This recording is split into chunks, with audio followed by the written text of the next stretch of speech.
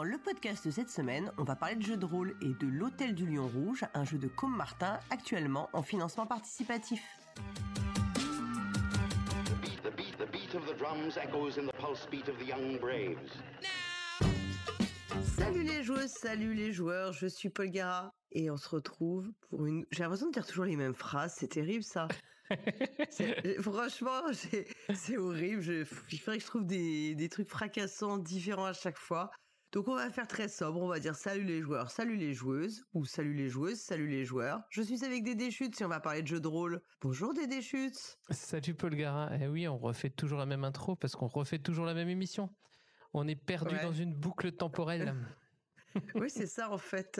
Mais alors pourtant, et quand même les mois défilent, hein, les mois des années, les années défilent. Oui. Et donc après on vieillit, c'est terrible. J'en sais quelque chose. Ouais, t'es passé par là il y a pas longtemps, je crois. Exactement, il y a pas très longtemps. Moi c'est dans un mois, donc ouais, je sais ce que ça fait. Parce qu'en fait on est du même jour mais pas du même mois. Ouais, voilà, mais pas de la même année non plus. Non plus. Tu es beaucoup plus jeune que moi. Mais oui, moi je suis un jeuneau, moi. Ouais. Moi je suis génération alpha, non? C'est quoi les nouveaux? Non, alors alpha non. Alpha je crois que c'est à partir de 2010. Bêta plutôt, parce que je suis sacrément bêta. Oh là là, bon, je pense qu'ils vont sauter une génération quand on... Peut-être même ils ont déjà commencé. Je crois qu'ils vont passer directement à Gamma. Okay. Ce qui nous rappelle à tous les gens vieux une pub de lessive, donc bon, peut-être qu'on va passer directement à Delta, je ne sais pas. Ah ouais, ok. Delta Green. Voilà. Pour bah voilà, dis-moi comment on reboucle avec notre sujet. T'as vu ce talent, mais vraiment je suis admirative. Ouais, mais je me voyais pas parler 1 heure de lessive, donc parlons plutôt de jeux de rôle. De jeux de rôle, et oui, bon alors on va pas parler de Delta Green, mais on va parler de plein de trucs quand même. Non, on va parler de plein de choses. On a joué à un truc de ouf il y a pas longtemps. Ah bah oui, on a joué à un jeu de rôle de ouf. Et on va en parler. Alors en fait, c'est pas la peine de faire beaucoup de mystère, parce qu'en fait, c'est marqué dans le nom du podcast, on va parler de l'Hôtel du Lion Rouge, de Com Martin, on en parlera après. On va commencer d'abord par les petites news, les achats, et puis les autres jeux auxquels on a pu jouer. Alors, dans les news, on va commencer, une fois n'est pas coutume, par quelque chose auquel on n'aura pas joué, pas financé, et encore heureux. Et oui, on va revenir un peu sur l'affaire sans détour, et j'avais envie de faire la blague sans détournement d'argent, et ben non. Excusez-moi, vraiment, c'est un peu horrible. Et ben est-ce que sans détour, c'était l'éditeur qui avait la licence de l'Appel de Cthulhu, fut un temps, voilà, et qu'il a perdu parce que il payait plus les royalties à Chaosium, et maintenant on en sait un peu plus.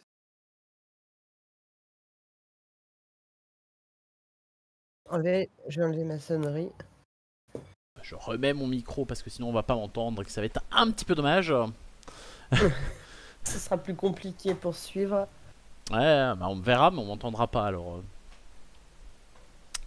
Et nous voici. Nous voilà.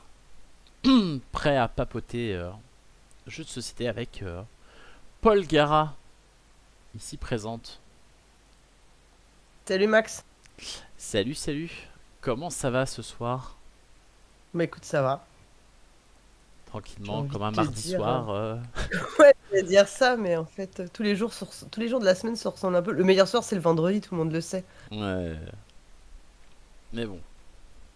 On va essayer de faire passer justement cette semaine un peu mieux en papotant et en apprenant notamment à te connaître. Pour ceux qui ne connaissent pas le principe de l'émission, en fait, les tentacules du jeu, c'est simplement mettre en avant toutes les facettes du monde du jeu. Donc j'ai reçu notamment Raphaël qui tient l'escalageux vers Mâcon. On a reçu Laetitia Barbet qui est animatrice sur les festivals. On a reçu Pierrot qui est illustrateur-éditeur. Et voilà. Et donc là c'est ton tour d'y passer, entre guillemets. Et du coup tu vas pouvoir te présenter un petit peu, qu'on sache ce que tu fais pour les personnes qui ne te connaîtraient pas encore. Pour les vénards qui ne me connaîtraient pas. En fait, je fais du podcast dans le monde du jeu de société, principalement. Alors moi, je précise que je suis pas du tout professionnel. Je fais pas de contenu rémunéré, je reçois pas de boîte de jeu. hormis le service presse de Plateau, parce que j'écris aussi quelques articles pour Plateau. Mais voilà, ma principale activité dans le monde du jeu, c'est de faire du podcast. J'ai participé pendant 6 ans au podcast Proxy Jeux.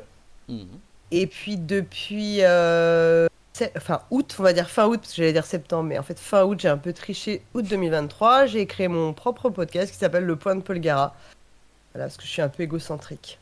Hop, qui est disponible. Donc voilà, j'ai repris mon pseudo dedans. Non, il y a une histoire, hein, forcément, en vrai, sur le pourquoi du nom. Bah, va falloir détailler, tu vois.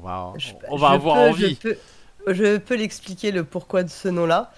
Et donc, c'est un podcast qui est hebdomadaire, dans lequel on va retrouver principalement des interviews. Des interviews de beaucoup d'auteurs de jeux ou autrices de jeux, malheureusement beaucoup plus d'auteurs francophones, mais également des interviews en anglais, parce que j'ai eu la chance de pouvoir aussi faire des interviews en anglais, et c'est pas terminé, j'ai envie de dire. Il y en a une qui arrive bientôt, donc je suis super contente. Du teasing en plus. On peut faire du teasing, un peu d'une, on va dire un peu d'une. Non, si tout va bien, parce que je me dis toujours s'il y a un problème technique, tu sais, si tout disparaît. Ouais. Mais voilà, mais je peux dire que ce sera, on va dire, une des rockstars du monde du jeu. Voilà. Donc je me la raconte un peu, c'est mon moment. Et puis donc des interviews, j'ai aussi, il y a pas une fois par mois, il y a une émission qui est consacrée au jeu de rôle que j'anime avec Dédé Schutz, avec qui j'ai longtemps fait les chroniques chez Proxy Jeux. Et puis on essaye beaucoup de parler de jeux de rôle plus indé, parce qu'en fait le jeu de rôle plus classique, il y a beaucoup déjà de médias où on peut le voir. Et puis c'est comme j'ai peut-être plus une audience qui est axée jeux de société, c'est des jeux de rôle qui connaissent plus l'Appel de Cthulhu, Donjons et Dragons. L'idée c'est plutôt de faire découvrir aussi de la scène indé qui est très très riche en France. En plus, donc c'est hyper intéressant. Et j'ai aussi une émission mensuelle de chroniques avec Christian Lemay, qu'on a lancé en décembre. Donc là, c'est plus des chroniques d'analyse et tout. Donc c'est assez varié le contenu. Et puis il y a des retours de festival, parce que ça, c'est très récréatif à faire. Oui, et puis... Ça fait toujours ouais, voilà. En fait, c'est pas forcément les contenus les plus... Moi, je trouve les plus passionnants, mais à faire pour soi, c'est super agréable. Voilà, tu le fais. Parfois, on enregistre au petit-déj, tu sais, ou au bar à Essonne, donc c'est sympa. Et puis, je tiens à dire que le podcast, il est produit par Hammer, avec qui je faisais aussi une chronique chez Proxy Jeux, qui fait un travail de dingo, parce que je pense qu'on a une super qualité. Et en dehors du podcast, j'ai quand même quelques autres activités, parce que je suis jurée du prix Lizzie Maggie. Oh. Voilà, donc ça, c'est une immense fierté, vraiment. Donc le prix Lizzie Maggie, c'est un prix qui a été créé à l'initiative de la toile ludique rennaise, qui est adossée au festival Rennes en Jeu, et qui vise à récompenser en fait un jeu des jeux ou des démarches ou des personnes qui sont qui ont qui promeuvent une vision sociale du jeu, sociale, sociétale, politique. Avec une autre dimension que celle qui est uniquement la qualité ludique. La qualité ludique, c'est également une chose importante, mais ce n'est pas le seul critère de sélection. Et donc, j'ai eu la chance de de faire partie c'était ma première année. Là, on a remis le prix, c'était le 31 janvier, et on a primé Avril Alder, qui est une autrice canadienne de jeux de rôle, qui est absolument incroyable, et je vous encourage à aller écouter les conférences qu'elle fait et découvrir ses jeux. Voilà. On a primé Link City et Daybreak. Ouais, on est en train de le voir là à l'instant. Et il y a Lapinesto qui insiste pour savoir si ton interview c'est sur Friedman Freeze. Alors non, c'est bien sûr, un jour ça arrivera, hein. J'espère. Mais j'y crois que tout est possible. Non, ce sera plutôt un anglophone. Donc voilà, je donne des indices. Oh. Voilà. Et puis aussi, je suis présidente de l'association Safe in Game, qui est une association qui a pour objectif de lutter contre les violences sexuelles et sexistes dans le monde ludique, qui avait eu un précédent nom qui s'appelait Women in Board Games, qui était au départ un collectif qui n'avait pas de structure légale et qui s'est constitué en association depuis le mois de septembre. Et je suis hyper fière aussi de participer à cette démarche dont le but est avant tout d'apporter du soutien aux victimes, de l'écoute, et puis aussi essayer de promouvoir les actions qui peuvent être menées de prévention contre les violences sexuelles et sexistes dans le monde du jeu. Et je sais pas si j'ai oublié des trucs, peut-être. On reviendra Après, peut-être dessus. je peux dire aussi, je participe à l'émission Archéologie chez Pénélope, voilà, qui est une émission qui vise à faire redécouvrir des jeux qui ont plus de 10 ans. Voilà. C'est un peu triste de parler d'archéologie pour des jeux qui ont plus de 10 ans, car que 10 ans, Ouais. c'est quand même pas... Mais c'est effectivement, dans le monde ludique, plus de 10 ans, ça fait vieux. Quoi. Ouais, parfois tu vois des gens qui disent c'est un jeu de 5 ans, c'est un vieux jeu. Tu dis non, pas du tout. Bon, on a pris 10 ans, c'est un peu symbolique, mais on c'est plutôt même 20, 25. Hein. On essaye vraiment de jouer à des jeux qui nous paraissent être des classiques et qu'il est bon de connaître pour sa propre culture ludique. Voilà. Eh ben très bien, on ira voir ça. D'ailleurs, tu ne l'as pas entendu tout à l'heure, mais pendant la petite intro, j'ai lancé le début de ton dernier podcast sur le jeu de rôle l'Hôtel du Lion Rouge. Voilà, donc c'est un petit peu passé. Avec notamment la blague sur le détournement de fond qui... Sans détour, sans détournement. J'étais très, je me suis trouvé moi-même très drôle à ce moment-là. Voilà. Une histoire assez terrible. Voilà, de tout ce qui est affreux dans les financements participatifs. J'en sais quelque chose parce que moi j'avais fait le pledge de Darkest Dungeon que je ne recevrai jamais, donc voilà. Ouais, malheureusement, tout ce qui est Ulule et compagnie, moi j'avoue que ça fait un moment que j'évite. J'en fais quasiment pas. J'ai eu aucun problème, mais avec tout ce qui sort en France et tous les ans, ça, je trouve mon compte quand même à côté sans passer par ces financements participatifs qui aident tout de même. Je n'en doute pas, certaines personnes à pouvoir sortir leur jeu, il y a des créateurs pour lesquels c'est indispensable, comme dans le jeu de rôle indé, où vraiment c'est pour eux un moyen d'être certain de pouvoir mener des projets à bien. Et puis on sait qu'il y en a aussi qui profitent et qui ont tendance à faire ce qu'on appelle de la cavalerie financière, c'est-à-dire qu'au lieu que l'argent récolté serve à financer le jeu pour lequel tu as pledgé, en fait, l'argent récolté sert à payer les dettes précédentes. Et donc, c'est vraiment... voilà, c'est catastrophique, quoi. Parce qu'au bout d'un moment, ça s'accumule et puis c'est obligé que ça pète. Voilà. Donc, dès que tu as eu, comme avec le Covid, des hausses de prix, de production de tout, des hausses des coûts de transport, en fait, c'est plus gérable, quoi. Ouais, Lapinesco dit qu'il lui fait beaucoup dans le livre et quasiment pas en jeu. Et je vois le concept... Je suis pas assez jeu de rôle pour aller trop fouiller dedans, mais voilà, effectivement. Du coup, on va revenir un petit peu sur tout ce que tu fais. Donc en podcast, tu as dit que tu parlais jeu de rôle, tu parles de quoi de manière générale? On va aller faire un petit tour sur ton site. Donc là, on est sur le point de Paul Gara. Donc ouais. Voilà. Ça, c'est la dernière émission. Tout à fait. Donc après, si tu vois les articles récents, on voit un peu tout ce qu'il y a. Mais après, si tu remets sur la page principale, tu peux voir parce qu'en fait, tu verras tous les billets des émissions. Donc par exemple, j'ai interviewé Antoine Tissot lors du festival Rennes en Jeu, qui est un auteur de jeu qui avait fait le jeu d'ailleurs du festival qui s'appelle Protocole. Il m'en voudra pas, je donnerai pas le nom exact parce que le nom est très très difficile à se souvenir.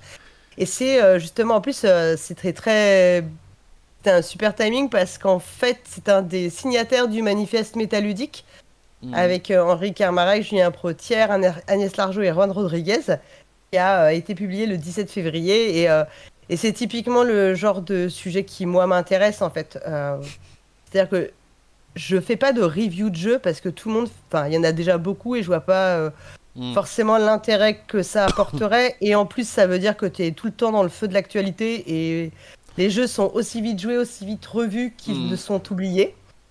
Alors, moi, ce qui m'intéresse plus, c'est d'aller plus sur des sujets...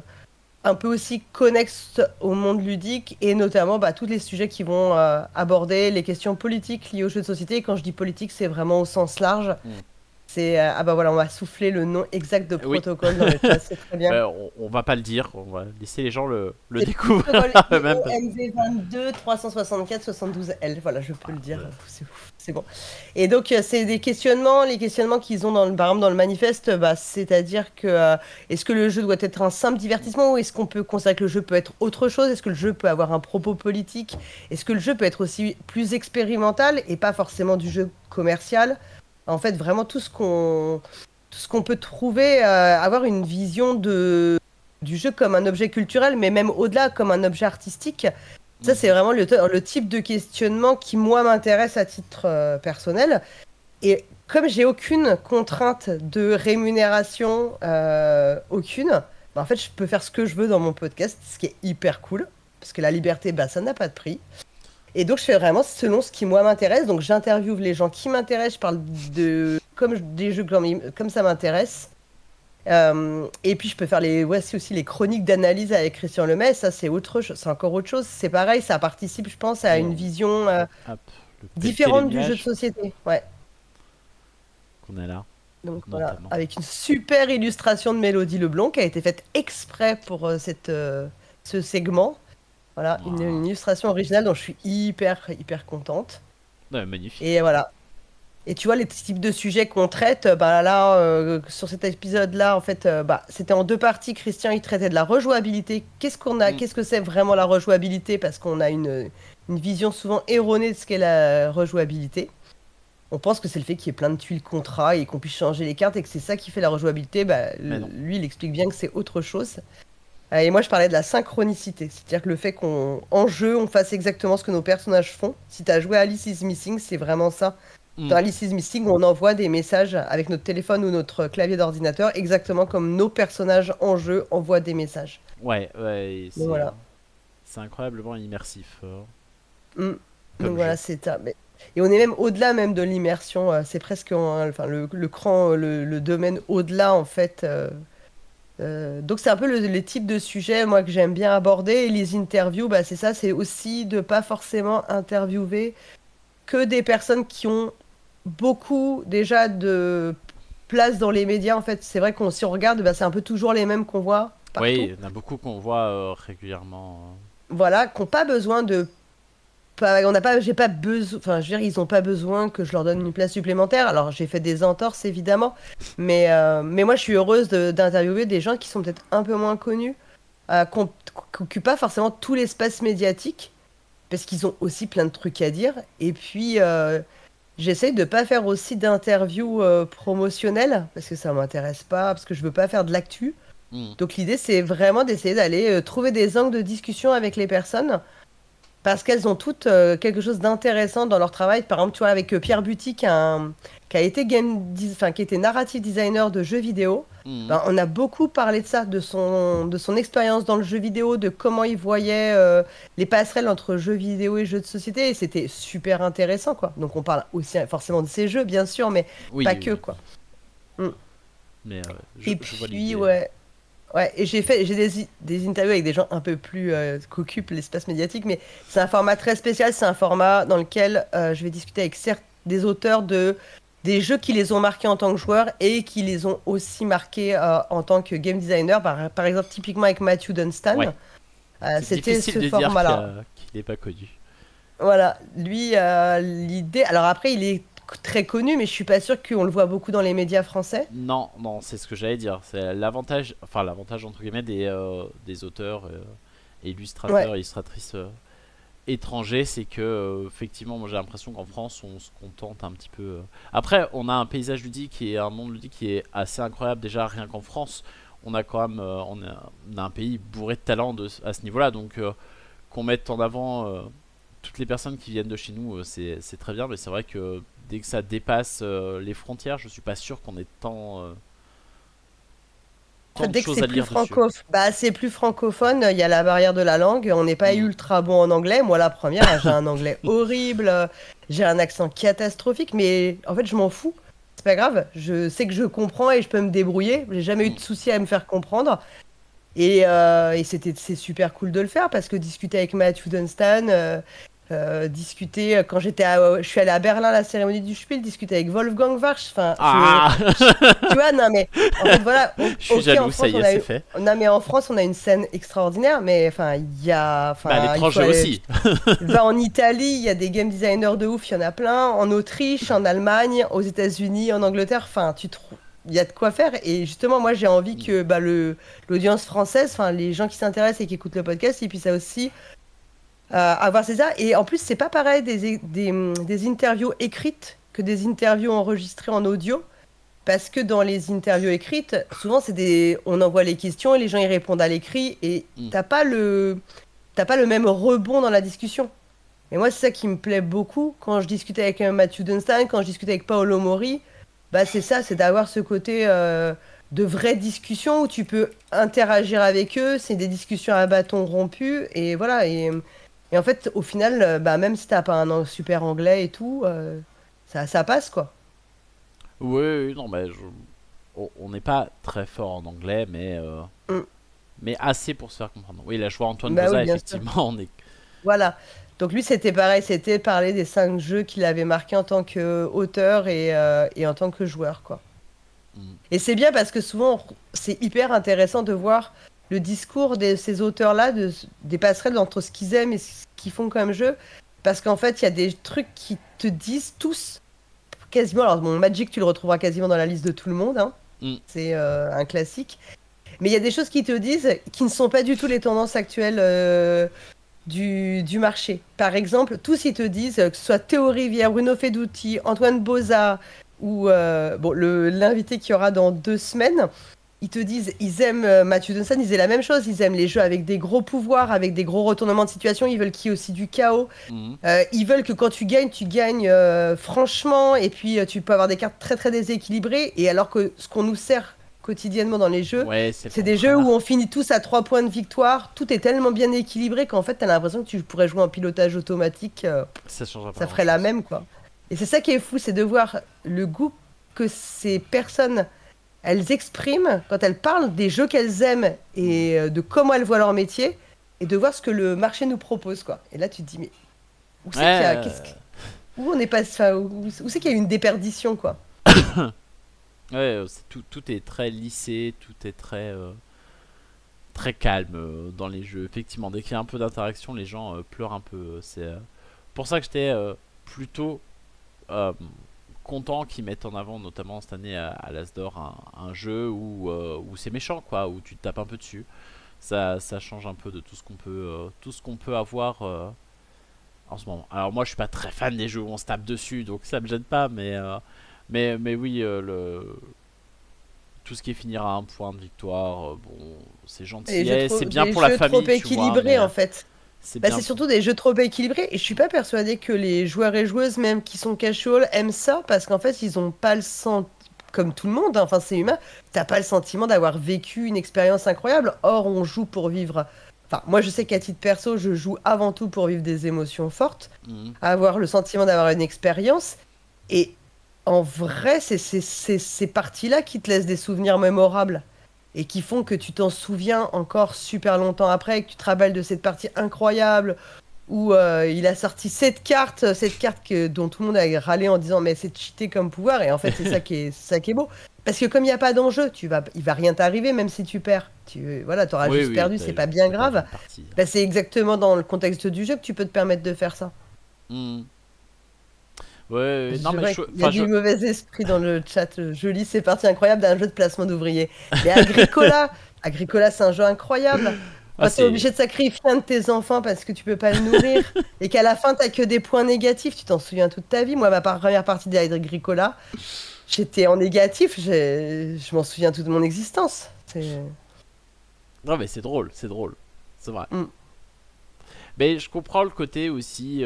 En fait, l'avantage quand tout est à peu près équilibré, c'est que même celui qui finit dernier, tu vois, il peut être content en se disant j'ai quand même fait une bonne partie.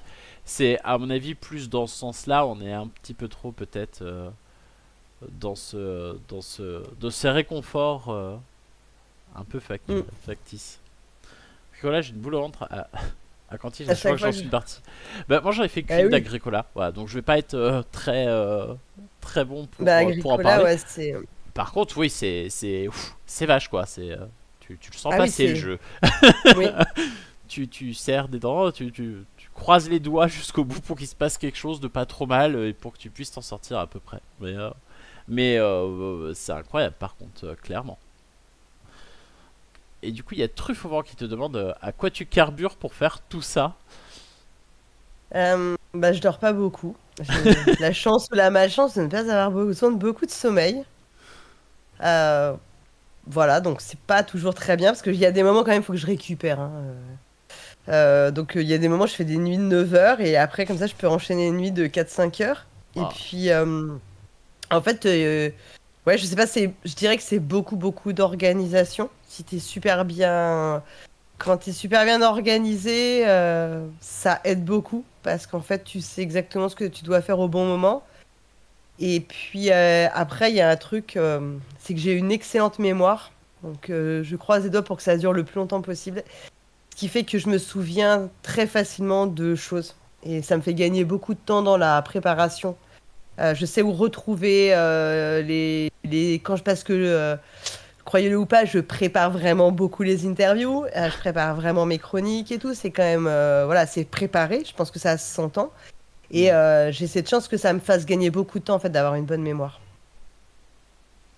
Alors, Agricola, Et, un des meilleurs et jeux. puis sinon au cocktail bien sûr. Hein. Je Ah bah carbure oui, au quand même, hein. cocktail, ça, j'avoue, on peut le dire. Cocktail et Naipa, c'est mon péché mignon. Bah, il en faut, hein. Il en Mm. faut. T'as Mado qui demande, qui te dit qu'Agricola c'est un des meilleurs, mais elle a une préférence pour Caverna. Caverna, moi j'y ai pas joué. Alors c'est souvent ce que beaucoup de personnes disent Caverna, mais je crois pour moi que je préfère quand même Agricola parce que justement il est plus violent. Je crois que Caverna ça gomme un peu les trucs les plus violents d'Agricola et moi je crois que j'aime quand même bien Agricola parce que j'aime bien les jeux un peu violents avec les joueurs et joueuses qui leur veulent du mal. Truffaut te rejoint, donc a priori vous êtes assez synchro là-dessus. Mais je pense que Truffaut et moi on a pas mal de goûts ludiques en commun. Par contre, elle parle de IPA, je crois que tu parlais toi de NEIPA. Ouais, de Naipa, bah, enfin, après, moi, j'aime beaucoup les bières craft, donc ça va être de l'IPA ou l'IPA, de la Naipa, de la double.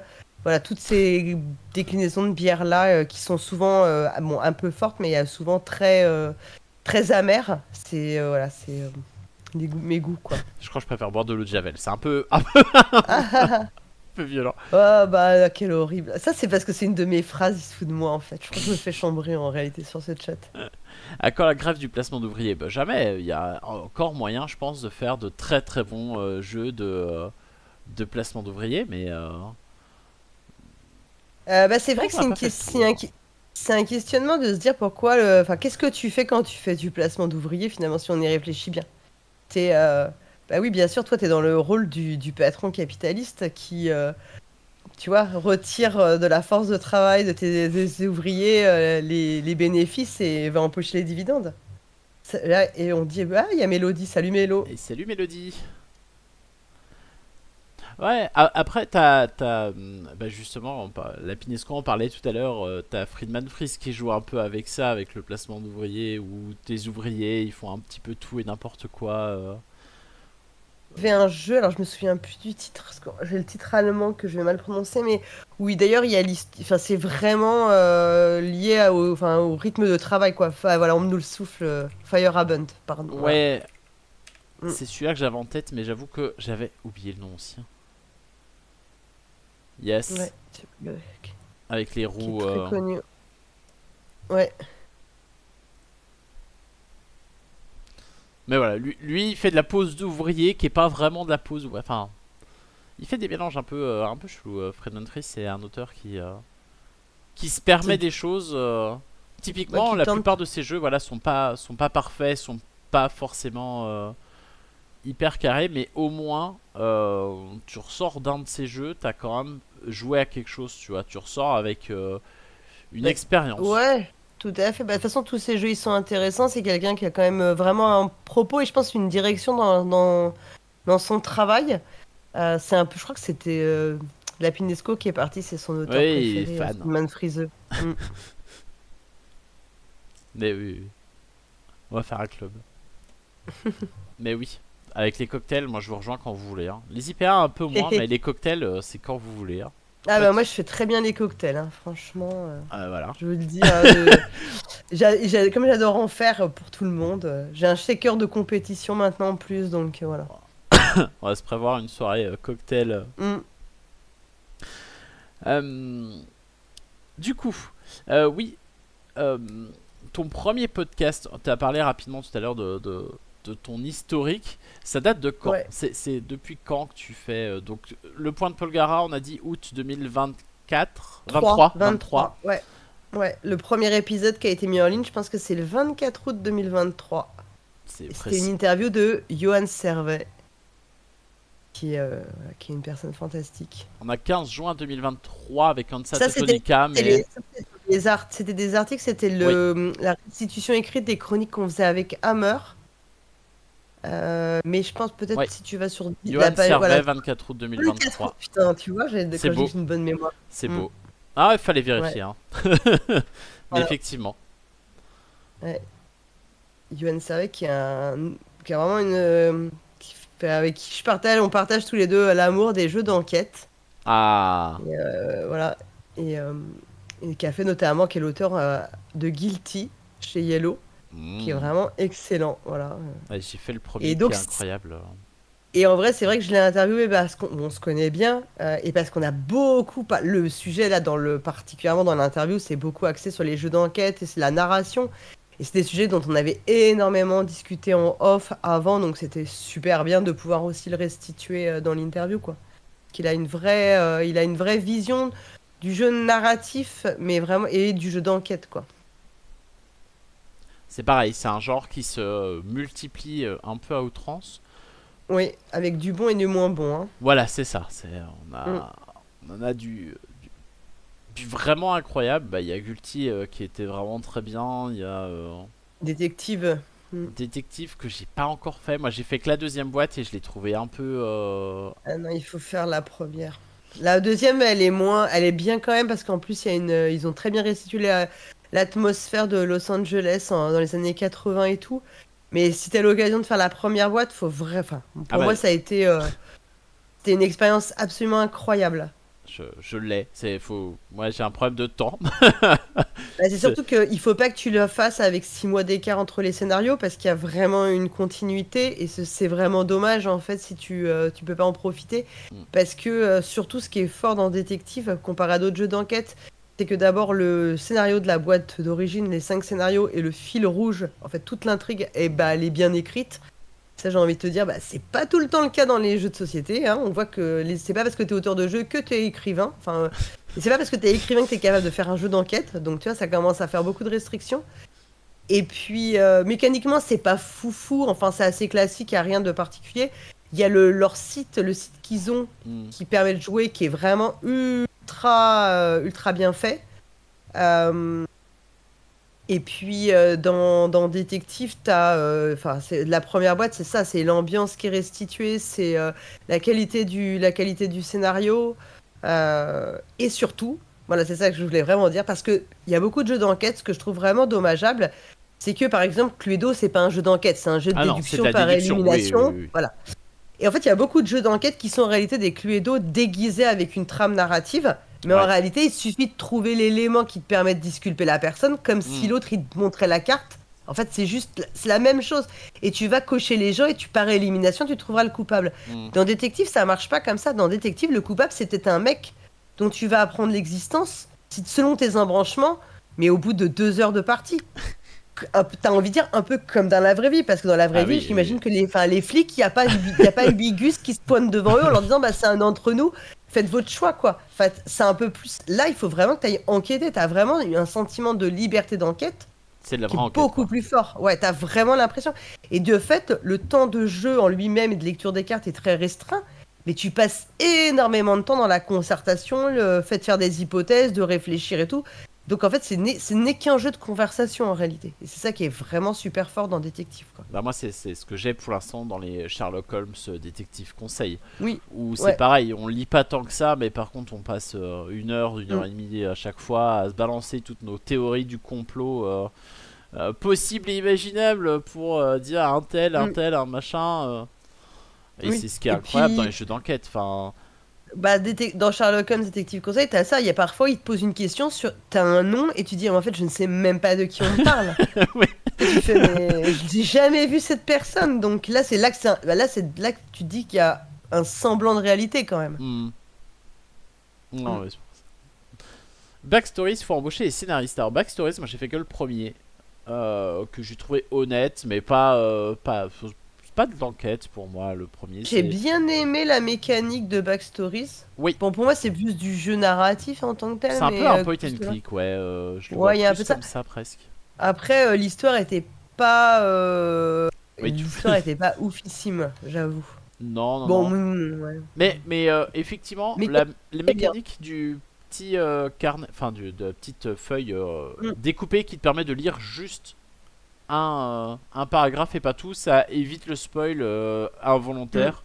Enfin, moi j'ai beaucoup de mal quand je vois 3 textes à lire que un sans jeter un petit coup d'œil à côté. C'est pas volontaire, tu vois, mais tu vois au moins la taille du reste. Toi dans les Sherlock, tu ouvres la page, tu vois que t'as un texte de 2 pages et toi tu lis les 3 lignes, tu dis bon, il y a probablement un truc à faire à côté.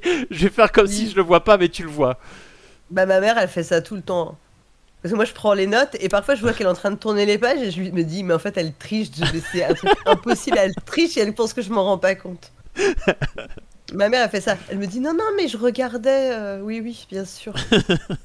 Elle regarde le texte d'à côté, forcément ça donne des idées tiens.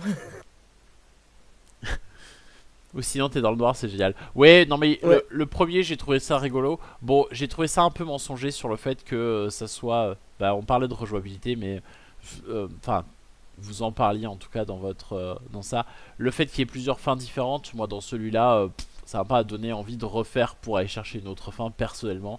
J'estime pas que c'est rejouable parce que tout ce que tu as lu et tout ce que tu as déjà fait, tu le connais. Et est-ce que tu as vraiment très envie de recommencer la même chose? Je suis pas sûr, mais... Ouais, non, je pense que c'est en fait difficilement rejouable. Enfin, sauf si tu le cherches pas pour je vais vraiment vivre une autre aventure, ça c'est impossible. C'est ça. Mais bon, après, ça vaut ce que ça vaut. T'as également fait des vidéos avec Rémi du repère des joueurs sur ne plus y jouer. Ouais. Alors Rémi, en fait, il a une boutique qui est juste à côté de chez moi. Donc c'est comme ça qu'on s'est rencontrés. Et puis lui, il avait envie de faire des vidéos. Puis il m'a dit, est-ce que tu veux faire ça avec moi? J'ai dit, bah oui, parce que je m'ennuie un peu. J'avais rien à faire. Du coup, j'ai fait les vidéos avec lui. Et donc l'idée, alors on a fait, c'est... l'idée, c'est on prend un jeu qui est un peu emblématique d'une catégorie. Et puis qui est souvent moins bien. Bon, on a un peu triché parfois, il y avait des jeux qui étaient quand même bien, mais enfin... Dans l'ensemble, on prend. On a fait par exemple ne plus jouer à Blanc Manger Coco, ne jouez pas à ce jeu en vrai. Enfin, il ne faut pas jouer à ce jeu. Vraiment, n'encouragez pas les personnes qui éditent ce jeu et puis qui le créent. Et donc, l'idée, c'est un peu de proposer des solutions d'autres jeux qui seront dans la même catégorie. Voilà, et donc, en fait, c'est un peu des prétextes parce que parfois, on triche un peu sur les catégories. Moi j'aime bien parler de jeux qui sont même pas trouvables parfois, parce que c'est juste pour me la raconter un peu. Là, et puis j'aime bien aussi, j'essaye aussi de faire toujours une petite intro sur le jeu en question, parce que c'est tu vois, quand tu parles de Blanc Manger Coco, c'est un jeu qui a une histoire incroyable, parce qu'à la base c'est un jeu américain qui s'appelle Cards Against Humanity, qui est déjà lui-même très inspiré, pas plagié, mais qui est déjà bien repompé sur un jeu beaucoup plus vieux qui s'appelle Apple to Apple, de mémoire. J'espère que je dis pas une connerie. Ça me parle, oui. Et c'est possible que je basque parfois. Ah bah voilà, tu vois, il le dit. Et, Apple, voilà, c'est ça. Et puis, oui. Et puis, donc Cards Against Humanity, qui est déjà un jeu dégueulasse dans sa version américaine. Hein. Enfin, il n'est pas mieux. Qui a d'ailleurs... Enfin, il y a plein d'articles chez les anglo-saxons qui expliquent pourquoi c'est un jeu faussement subversif, etc. Et puis, qui était en Creative Commons, si je me trompe pas. Donc c'est Creative Commons, c'est-à-dire que tu peux, en gros, récupérer le jeu pour toi si tu n'en fais pas un usage commercial. Et ben, qu'est-ce qu'ont fait les gens qui ont fait Blanc Manger Coco? Ils l'ont pris, puis ils en ont fait un usage commercial. Puis d'ailleurs, c'est pour ça que tu as un autre jeu qui s'appelle Limite, qui est exactement le même jeu, qui a refait exactement la même chose. Et c'est des jeux qui ne font que promouvoir enfin qui incite à faire de l'humour oppressif, c'est-à-dire sexiste, homophobe, raciste, transphobe, grossophobe, validiste et tout. Enfin, donc vraiment la totale. Donc vraiment, on peut jouer sans faire de l'humour oppressif, en fait. C'est possible. Donc voilà, donc c'est un peu l'idée là. On avait fait le memory aussi et tout, et donc on essaye un peu. Ouais, on aime bien aussi essayer d'expliquer un peu l'origine des jeux. Qui était là Voilà. il y a 9 mois. Alors celle-là, elle a fait un nombre de vues de fou parce qu'en fait, je pense qu'ils ont vu Blanc manger Coco les gens, donc ça marche. Voilà. Mais le cercle magique, nous dit Monsieur Carmarac, mais le cercle magique, mais on sait bien que c'est un mythe. Mais voilà, mais ça donne des petites idées de jeux qui sont. Ouais. Et puis on a fait aussi un autre format qui s'appelle Que sont-ils devenus? Je crois que je le vois, voilà. Et là, c'est-à-dire qu'on reprend la liste des gagnants des prix un Spiel des Jahres, l'As d'or, et puis on a pris le Dice Tower Awards par année, et on voit est-ce que ces jeux sont encore, est-ce que d'abord on y a joué, est-ce qu'on les connaît, est-ce qu'on y joue encore, est-ce qu'ils sont encore édités, quoi. Et ça, c'était assez marrant. Ah oui, ça, que sont-ils devenus? C'est celui-là. Ouais, ouais c'est rigolo. J'ai repris un peu ça. J'avais fait une petite tier list des As d'or sur les 15-20 dernières années pour voir ce qui restait. Et, je crois que là, sur les 16 jeux qu'on cite, il y en a la moitié qui ne sont plus édités de toute façon. Alors, t'as des trucs, t'as Keltis, mais en fait, qui a été un peu ressorti sous un autre format, parce que déjà Keltis, c'est une version multijoueuse des Cités Perdues, et après ils ont fait ressortir les Cités Perdues, le board game, enfin la version jeu de plateau pour 4. Mais c'est pas Keltis en fait, hein. Keltis en lui-même ou pas.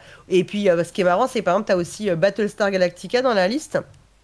Et Battlestar Galactica, c'est un jeu qui n'est plus édité, je pense pour des problèmes de franchise, mais qui est un jeu qui a une aura incroyable dans l'esprit, chez les joueurs et joueuses, quoi. Qui a eu, qui est vraiment énormément. Et ça, c'était drôle parce qu'en plus, avec Rémi, qu'on est vraiment, on a rejoué à quasiment tous les jeux de la liste. Hein. Tous ceux qu'on a pu rejouer, on y a joué, quoi. Donc, je vais te dire, on a fait notre défi BG Stat des jeux de 2008, il était atteint cette année. Ça, il était atteint.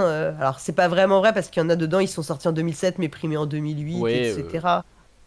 Il y a toujours des petits décalages, mais je vois. Ouais, mais il y avait Agricola qui. Mais oui, il y avait Agricola dans le Dice Tower Gaming Award. Vous n'avez pas parlé longtemps, mais en même temps, Agricola reste. Je suis pas sûr qu'ils soient encore édités d'ailleurs, si. ils avaient ressorti une nouvelle version, mais qui était vraiment dégueulasse. Oui. Chez Funforge, ouais. Très très moche. Alors que la version d'origine, c'est Clemens Franz quand même. Qui est quand même, je pense, un illustrateur mythique du jeu de société. Moi, je m'étais rendu compte que c'était pas forcément les vieux jeux qui avaient disparu. Il y a des jeux plus récents, qui ont gagné des prix il y a peu de temps, qui ont pour moi disparu totalement du monde ludique, alors que des jeux qui ont gagné il y a 10-15 ans sont toujours aussi présents, quoi. Mais même on s'était fait la réflexion en faisant les listes par année.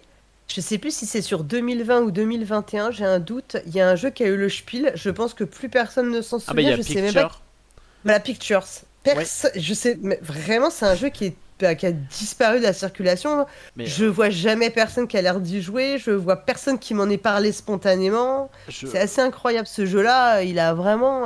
Mais je crois qu'en France, il a pas marché du tout, quoi. En Allemagne peut-être, mais en France, il y a même une extension qui est sortie après. On l'a à peine vu. Moi, je l'avais pris et je le trouve vraiment très bien. Alors c'est pas très joli, oui, effectivement, on peut regarder ça sur il est bien apparemment, mais c'est pas un jeu, moi j'y ai pas joué, et c'est vrai que c'est pas un jeu dont tu vois qui vient spontanément à l'esprit quand on en parle, quoi. Hop, il est là. T'as des photos tirées d'internet, enfin des photos qui sont vraiment dégueulasses, quoi. C'est pas des trucs illustrés, c'est vraiment des photos hop. Moi, il me semble que il était pas sorti il était chez Our Matago ou pas. Mais en la version d'origine, la version allemande, c'est une version de qui? Non, c'est pas Our. Je sais plus qui c'est. On verra si tu vas sur la fiche BGG, on verra de la première fiche, mais. Hop. Il me semble qu'il y avait un problème. Ah non, c'est PD Fairlight, ouais, PD Fairlight. Il y a un souci, c'était aussi le prix. Le jeu Oui, il était un peu. Il était un peu cher pour le ce que type ça de apportait. cible. Surtout pour la cible qui va acheter ce genre de jeu-là, quoi. Je crois qu'il y avait ça, il y avait un petit problème, ouais. Mais par contre. Mais ça, c'est marrant parce que tu vois, enfin, on peut pas dire que ce soit le jeu auquel tout le monde pense spontanément quand on pense aux jeux qui ont été primés. Ça, c'est 2020, tu vois. Oui, alors, pour du 2020, c'est vrai que c'est pas très joli. Après, il est plutôt bien quand même. Je suis un peu pas déçu qu'il ait pas marché. Il a des problèmes, comme tu l'as dit, de prix. Mais par contre, il est intergénérationnel. Il est très sur l'imaginaire, sur l'imagination. Je trouve que, enfin, moi, c'est un jeu qui me procure des émotions qui sont pas mal. Tu vois, je passe des bons moments dessus. Et j'en doute pas, hein. Mais voilà, il y a des. C'est là que tu vois aussi, c'est pas le fait d'être primé, c'est pas. Non, ça justifie pas toujours que le jeu va s'inscrire dans la durée après, de la pratique en fait, des joueurs et joueuses. Mais exactement comme tu as des palmes d'or dont plus personne ne se souvient et qui ont été vraiment acclamés à leur sortie, et puis tu as d'autres films qui ont été hyper décriés et puis qui deviennent des incontournables en fait. Enfin, c'est assez normal aussi qu'il y ait des évolutions, encore heureux que selon les époques et comment dire, ce qui est considéré comme une œuvre d'art qui est belle au sens vraiment de ce qu'est la beauté, enfin ça change, ça évolue, hein, c'est obligé, hein. Enfin c'est encore heureux que ce soit pas figé, sinon la vie serait assez triste, je pense. Et voilà, donc là, comme ça, on aura donné l'occasion de parler de picture en long, large et en travers. Franchement, je pense que. C'est la première fois qu'on en parle autant, je pense. Non, mais un jour, je m'attaquerai au Spiel et j'en parlerai sûrement un peu plus. Mais voilà, et donc là, en ce moment, on fait les jeux de 2009. Mais il faut que. Le truc, c'est que il faut qu'on joue, quoi. Parce que. Donc là, on s'est enchaîné une après-midi de partie de jeux de 2009, quoi. Donc déjà, il faut retrouver les jeux parce qu'on les a pas forcément tous. Et puis ensuite, il faut surtout trouver le temps d'enchaîner les parties. Donc quand c'est les jeux un peu plus costauds, c'est pas toujours évident, quoi. Est-ce qu'il n'y a pas Codenames en 2009? Non, Codenames, c'est 2015 ou 2016. Ouais, j'hésite. 2009, qu'est-ce qu'on avait en 2009? T'as joué à quoi du coup, 2009? Alors en fait, tu vas retrouver du Dominion parce que je pense que Dominion il est primé en 2009. Ah oui, vous l'y avez en 2008. En fait, contre, ouais. Il était en là. Fait, c'est ça. On avait parlé un peu. Parce qu'il a été primé, il sort pas dans les mêmes pays aux mêmes dates, donc tu vas l'avoir. Il peut avoir le Spiel en 2018 et l'Asdor en 2019. Par exemple, ou inversement. Tu vas avoir le cas, donc on va avoir des jeux qui sont communs dans les listes. Mais là, tu vois, dans les jeux auxquels on avait vraiment besoin de rejouer parce que ça faisait longtemps, on a joué à Thunderstone, qui est un deck building. On a joué à Dungeon Lords, une partie atroce avec Rémi qu'on a faite qui était horrible. Je crois qu'on a arrêté avant la fin, tellement on n'en pouvait plus parce qu'il faut que tu joues avec les joueurs fantômes en fait à deux. Ça doit être Dungeon. Il y a Dungeon Pets et Dungeon Lords. Ça, c'est Dungeon Lords a priori. C'est Dungeon Lords auquel on a joué, ouais. Ouais, c'est celui-là. Affreux, quoi. Alors que j'y avais joué avec Pénélope pour Archéologeux et franchement la partie était hyper cool. Et là quand on a rejoué avec Rémi, je me dis mais c'est pas possible, c'est pas le même jeu. J'avais pas du tout le même ressenti quoi de partie. Ça faisait j'aime mieux Dungeon Pets en fait, je crois. J'ai pas de souvenir, j'ai pas joué à celui-là. On peut pas jouer à tout, hein, c'est un peu compliqué. Un jeu de Vladash Fatil. C'est ce qui donne envie quand même. Ouais, voilà, l'auteur de Codenames dont on parlait juste avant. Mais ouais, donc c'est assez marrant parce que du coup, ça nous fait des stats pour notre PG Stats de dingo, quoi. On avait joué à quoi aussi? On avait joué à Mr. Jack. On avait rejoué parce que je crois que Rémi s'en souvenait. Avait pas joué à la version d'origine. On avait joué à la version d'origine de Pandemic et c'était marrant parce que ça faisait hyper longtemps qu'on n'avait pas joué au jeu de base parce qu'en fait on a vachement plus joué au Legacy ces dernières années de Pandemic, quoi. C'était assez marrant. Ok. Mais bon, voilà, après vous pouvez jouer à Dominion, ça bouge pas, c'est une valeur sûre. Dominion Agricola, c'est... Ouais, non, mais il y a des Ça vieux reste, jeux qui sont ancrés et qui resteront ad vitam aeternam, je pense, dans le paysage ludique. Il y en a d'autres, bon, qui ont, je pense, marqué à l'époque et qui se sont fait remplacer par une version un peu, peut-être pas améliorée, mais plus accessible, plus... Bah, Talisman, je sais pas, j'y ai pas joué, mais... Talisman, j'ai pas joué au jeu de base. Moi, j'ai joué à une autre version un peu plus... Ouf. Moi, je crois que je pense même pas y avoir joué, tu vois. Ah, c'est... vieux, on va dire. Mais c'est très bien. C'est très bien. On va passer un petit peu... ouais, si ça te va, sur la partie de Safe in Game, qu'on en parle un petit peu quand même. Bien sûr. Après avoir parlé du prix Lizzie Maggie. Et bah raconte-nous ce que c'est. Hop. Ouais, alors. Ah, on l'a sur Helloasso. Ouais, mais le site il est encore en construction. Il devrait être délivré très prochainement. Tu peux peut-être aller sur peut-être sur Facebook, il y a une page Facebook. Donc en fait, Safe in Game, c'est l'association qui a été donc créée et qui est la continuité du mouvement Women in Board Games, qui a été initié en septembre 2023.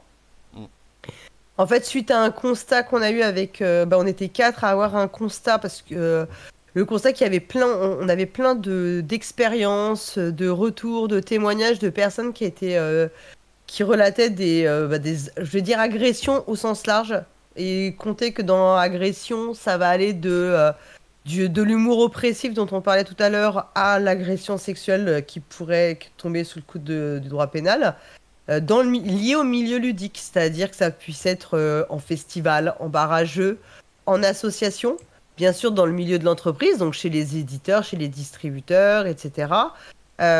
Aussi via des plateformes comme BGA. Enfin voilà, donc plein de types de comportements dans les boutiques, qui sont aussi des entreprises, donc tu peux aussi avoir la même chose. Plein je dirais d'agressions ou de comportements problématiques, et le fait que c'est toujours minimisé dans le monde du jeu de société, comme c'est un monde qui n'est pas complètement pro, qui a une très forte identité communautaire, qui a cette image de passionné. Il y a beaucoup de storytelling sur le fait que tout le monde est sympa, que tout est sympa, que tout le monde est inclusif, bienveillant, que c'est cool, blablabla. Sauf que ça, c'est l'histoire qu'on a envie de se raconter, mais c'est pas forcément la réalité. Aucun milieu, malheureusement. Voilà, et comme c'est quand même un milieu où majoritairement, initialement, tu trouves des hommes blancs hétérosexuels cisgenres, en fait, eux ne voient pas tout cet humour oppressif, toutes les discriminations, puisqu'ils ne sont pas concernés. Quand tu n'es pas concerné, en fait, tu vois pas très bien. Sauf que quand tu discutes avec les personnes concernées, elles te remontent que oui, elles voient très bien qu'il y a toutes ces problématiques. Et donc, à un moment, on s'était dit qu'il y a un moment, il fallait peut-être mettre un grand coup sur la table, jeter un pavé dans la mare. Je vais t'en faire plein comme ça des phrases, mais en gros, l'idée c'était de dire maintenant il va falloir ouvrir les yeux, et comme ça vous pourrez plus dire que vous étiez pas au courant et que vous avez pas vu, parce que voilà, ça devient un moment très à la limite de l'insupportable, quand on te prétend tout le temps qu'il n'y a pas de problème et que tout va bien, alors que toi tu as plein d'exemples, plein de témoignages de personnes qui te le disent. Et immédiatement, en faisant donc, je sais pas comment on pourrait appeler ça, mais l'article qui a été publié qui expliquait qu'il y avait vraiment un souci, qu'il serait peut-être temps de le prendre en considération, on a créé un Discord donc, qui a vocation en fait à permettre aux personnes déjà qui ont été victimes d'agression en fait, de pouvoir venir en parler. Elles trouveront toujours du soutien, de l'écoute, sans jugement, L'idée, c'est pas de donner des conseils sur quoi faire, c'est surtout de libérer la parole, parce que souvent, pouvoir parler et d'être écouté, c'est la première étape pour pouvoir aller mieux, se réparer. Tout le monde n'a pas envie forcément de porter plainte. C'est des cheminements super personnels, en fait, après comment on gère ce genre de situation. Donc, ça a été... Ouais, c'est ça, en fait. Et donc, il n'y a pas une procédure à suivre. C'est chaque individu a la façon dont il voudra le faire le gérer. Et donc, c'était vraiment l'idée de faire ça.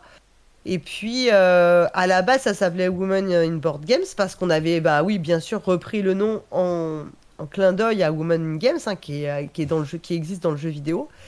Et ensuite, là, on a décidé aussi, on a changé le nom parce qu'en fait, on a fait un brainstorming de toutes les personnes qui sont sur le Discord et qui étaient potentiellement adhérentes de l'association quand elle a été créée. Toutes les personnes qui sont sur le Discord ne sont pas forcément adhérentes de l'association. L'inverse n'est pas vrai pour l'instant, en tout cas c'est comme ça. Mais donc on a choisi un nom qui était plus inclusif et surtout qui n'était pas limitatif aux seules femmes.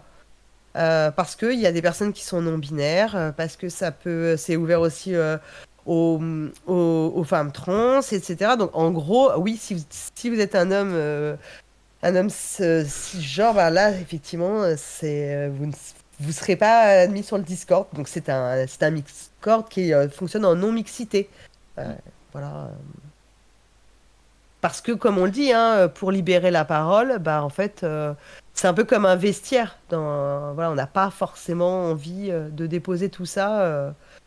Là, il faut que tout le monde se soit en safe. Et je pense que la non-mixité, c'est quelque chose qui se conçoit aujourd'hui beaucoup plus qu'avant. Enfin, avant, c'était compliqué d'expliquer la démarche. Je pense qu'aujourd'hui, quand même, on est un peu plus habitué à ce genre de démarche, quoi. On devrait, en tout cas. Mais oui, c'est un beau mouvement qui est né et qui est malheureusement nécessaire. Oui, exactement. Que ça ne le soit pas, hein, mais il n'y arrivera probablement jamais. Bah non, malheureusement. Et dans un second temps, parce que franchement, parfois on nous dit est-ce qu'en 1 an et demi, vous avez l'impression que les choses ont changé? On va pas. Fondamentalement, non. Il y a quand même une prise de conscience. S'il y a quelques actions individuelles, mais un vrai changement, on en est loin quand même. Hein. Oui, mais les choses vont pas changer d'un claquement de doigts. Il faut déjà que justement l'association monte un peu, se fasse connaître. Mais ceci dit, dès le début, il y a quand même les professionnels qui, eux, ont pris les choses au sérieux parce qu'on a quand même eu beaucoup de contacts avec le réseau des cafés ludiques, avec la Sage notamment, qui avaient à cœur en fait de voir comment ils pouvaient s'emparer aussi eux du sujet. Notamment, par exemple, les cafés ludiques, eux, ils ont une problématique qui est évidente parce que qui dit café dit aussi lieu de rencontre et débit de boisson. Et donc, tu as toutes les problématiques aussi qui sont liées à ça. Eux, ils étaient vraiment plus proactifs, en fait. Et donc, c'est aussi l'idée dans un second temps, c'est pouvoir travailler, entre guillemets, parce que c'est que on est totalement bénévole, mais comment réfléchir à mettre des choses en place avec de l'institutionnel. Et c'était aussi pour ça que c'était hyper important de se constituer en association. Non, mais c'est très très bien. Ça nous permet aussi, nous, enfin tu vois, tu parles des cafés ludiques, j'en fais partie, donc ça nous permet, nous, si jamais on voit un problème ou si jamais on pense qu'il y a problème, de pouvoir guider les personnes vers d'autres personnes qui s'y connaissent mieux, qui peuvent peut-être plus mieux réagir et juste plus écouter et plus accompagner, quoi. Ouais, puis c'est surtout que ça peut être un relais si toi tu sais qu'il s'est passé quelque chose. Déjà, tu peux aiguiller les personnes concernées. Et après, il y a quand même quelque chose qu'on peut tous faire à titre individuel, c'est d'écouter. Et quand quelqu'un te rapporte une agression dont elle a été victime, c'est de l'écouter et de la croire. Parce que il n'y a jamais personne qui a quelque chose à gagner à aller faire de fausses accusations. Enfin, ça, c'est un pur fantasme. Je veux dire... Et donc vraiment, on a je sais pas combien d'exemples publics dans d'autres secteurs où on voit bien que ça n'a jamais, l'histoire des carrières brisées, blablabla. Bon, c'est généralement plutôt les personnes qui sont les victimes qui osent parler, qui ont plutôt le contre-coup de ce genre de dénonciation, quoi. Ouais, on l'a vu encore récemment. Ouais. Un peu trop. Avec l'affaire Pellico, entre autres, qui n'est pas dans les jeux de société, mais on a quand même vu les réactions de certains qui sont assez horribles, on va dire. On va se limiter à ce mot-là, hein. Mais on n'en pense pas moins. Non, mais c'est assez incroyable et assez utile. Est-ce que à tout hasard, tu pourrais me dire à peu près combien vous êtes sur ce Discord ou Alors, à la louche ou... je peux dire, en tout cas, les adhérentes, parce que là, c'est plus facile. On est entre 25 et 30 adhérentes, sachant qu'en fait, il y a les adhérentes qui ont adhéré à la Constitution. Et bien évidemment, après, les adhésions, elles vont être ouvertes dans un... Parce qu'il y en a qui n'étaient pas arrivés sur le Discord au moment où ça s'est fait, puis il y en a qui ont loupé le coche, etc., de la première adhésion. Mais de mémoire, on est voilà, autour d'une trentaine actuellement d'adhérentes, et avec une... Là, en fait, ce qui se passe, c'est qu'on doit finir toutes les formalités administratives et qui prennent un temps de dingo. Tu ne sais pas... Pour avoir un RIB, enfin franchement là, mais pour une association, mais parfois accroche-toi. Et tout ça, et dès que tout sera terminé sur cette première phase, on pourra vraiment relancer une deuxième phase d'adhésion. Et là, je pense que les adhésions, elles se feront au fil de l'eau et pas par voilà. Oui. Et en dehors de ça, même c'est un lieu où on peut parler de choses. Parfois, on parle de jeux, de choses anodines. Hein, ça peut être aussi plus léger. Et aussi, il y a eu l'idée d'empowerment, c'est-à-dire dans le sens où on va pouvoir se conseiller sur des aspects qui ne sont pas forcément liés au VSS, mais qui vont être liés à des questions par exemple, de professionnels. Par exemple, celles qui sont dans le Discord et qui sont en freelance, bah, elles ont des problématiques souvent communes. Et la difficulté quand tu es en freelance, c'est que tu travailles tout seul. Donc, tu n'as personne avec qui échanger. Et là, ça permet de discuter, de dire, bah, par exemple, là, avec, tu vois, les changements qu'il va y avoir sur les statuts auto-entrepreneurs avec l'abaissement de la franchise pour la TVA, bah, il y a plein de problèmes qui sont soulevés que personne n'avait avant. Bah, on essaye de mutualiser les connaissances sur ce sujet-là, bah, pour que on en profite toutes celles qui sont concernées puissent en profiter. C'est des exemples aussi d'autres choses concrètes, en fait, d'entraide qu'on peut faire, un peu de réseau féminin, quoi. Ouais, non, mais c'est une excellente initiative. On espère que ça tournera bien une fois que ça sera finalisé. Ouais. En espérant que ça soit le plus tôt possible et en espérant que il n'y en ait pas plus besoin que ça, mais en même temps, si c'est juste pour papoter, pour se donner des infos, ça reste quand même un endroit... exactement, ouais. Voilà, si un jour ce n'était plus que ça, ce serait génial. Franchement, on serait très contente. On va croiser les doigts et puis on va espérer que ça se passe comme ça. J'ai comme l'impression, alors ça n'a pas trop de rapport avec le safe in-game, mais qu'on a de plus en plus de femmes dans le monde ludique, que ce soit autrices, illustratrices, je sais pas, j'ai l'impression que ça commence à évoluer un petit peu dans le bon sens de ce côté-là. Alors peut-être que je m'emballe un peu, mais... Alors en fait, je pense qu'il y en a toujours eu, simplement elles sont toujours moins visibles, parce qu'en fait, si on regarde des autrices, il y en a beaucoup d'autrices de jeux de société, simplement c'est pas celles qui sont mises en lumière, c'est pas celles qui sont le plus mises en avant. Il y a Elisabeth Orgreave, l'autrice de Wingspan, elle a une liste qu'elle tient à jour. Justement, elle est vraiment militante. Elle s'est vraiment emparée du statut un peu de star, de game designer star qu'elle a eu grâce à Wingspan, et elle a vraiment transformé cette notoriété pour en faire quelque chose de militant. Et ça, c'est vraiment, pour moi, je pense que c'est vraiment un modèle, Elisabeth Orgreave. Et elle tient une liste à jour des autrices et aussi des personnes, je crois des personnes racisées, enfin en tout cas. Et l'idée, c'est vraiment de montrer que ces personnes existent et que simplement juste, il y a des moments, il faut faire l'effort d'aller vers les personnes qui sont discriminées, qui souffrent de discrimination, parce que fatalement, comme elles souffrent de discrimination, elles arriveront toujours moins sur le devant de la scène. Et c'est donc hyper important d'aller les chercher. Alors Henri dit qu'il n'y a que 4% d'autrices sur la constatation d'un stage, mais en fait il y en a quand même des autrices simplement. Est-ce que il y en a peut-être aussi plus dans d'autres pays? Après, ce qui est vrai, c'est que si tu regardes, il y a beaucoup d'autrices qui font... Tu vas trouver de moins en moins si tu fais plein de critères, si tu enlèves le co-autorat avec le conjoint, etc., etc. Le jeu enfant, bah là ça va diminuer. Et ce qui est vrai, c'est que oui, il y a plus de femmes peut-être dans le secteur ludique, mais si on regarde bien, généralement, elles sont aussi, comme dans le reste de la société, tu verras que dans les services de com, c'est plus des femmes. dans les services. En fait, tu vas voir que en fait, les métiers restent genrés comme dans le reste de la société, en fait. Alors, malheureusement, je suis d'accord. Je disais juste, justement, en termes d'autorage, j'avais l'impression que ça augmentait un petit peu. A priori, ça appuie sur les chiffres là. En fait, je pense qu'il y en a peut-être moins. Mais en tout cas, celles qui existent, elles sont moins invisibilisées qu'avant, j'ai quand même l'impression. Il y a quand même un peu plus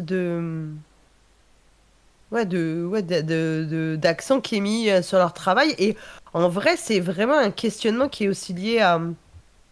En fait, qu'il faut aller chercher les personnes, en fait. C'est pas juste dire, elles ont qu'à se présenter, nous. Parce que ça, tu l'entends tout le temps. Ah, si elles se prémet, pourquoi elles viennent pas et tout. Mais parce qu'en fait, il faut savoir qu'il y a une barrière invisible à l'entrée, en réalité. Pour plein de raisons qu'on peut expliquer, voilà. Qui sont les raisons que tu as dans plein d'autres secteurs. Pourquoi les femmes accèdent moins parce qu'il y a plein de barrières invisibles. Et effectivement, encore une fois, quand t'es pas concerné, tu ne vois pas ces barrières. C'est tout. On en revient toujours à ça, en fait. Ouais, mais voilà. J'espérais, en tout cas, qu'il y en ait plus. Mais tu vois, en même temps, il dit dans les collectifs, il y en a beaucoup plus. Bah oui, peut-être que c'est... Elles osent peut-être un peu plus. Peut-être que ça va... Petit à petit, on va réussir à avancer un petit peu, à pousser un peu.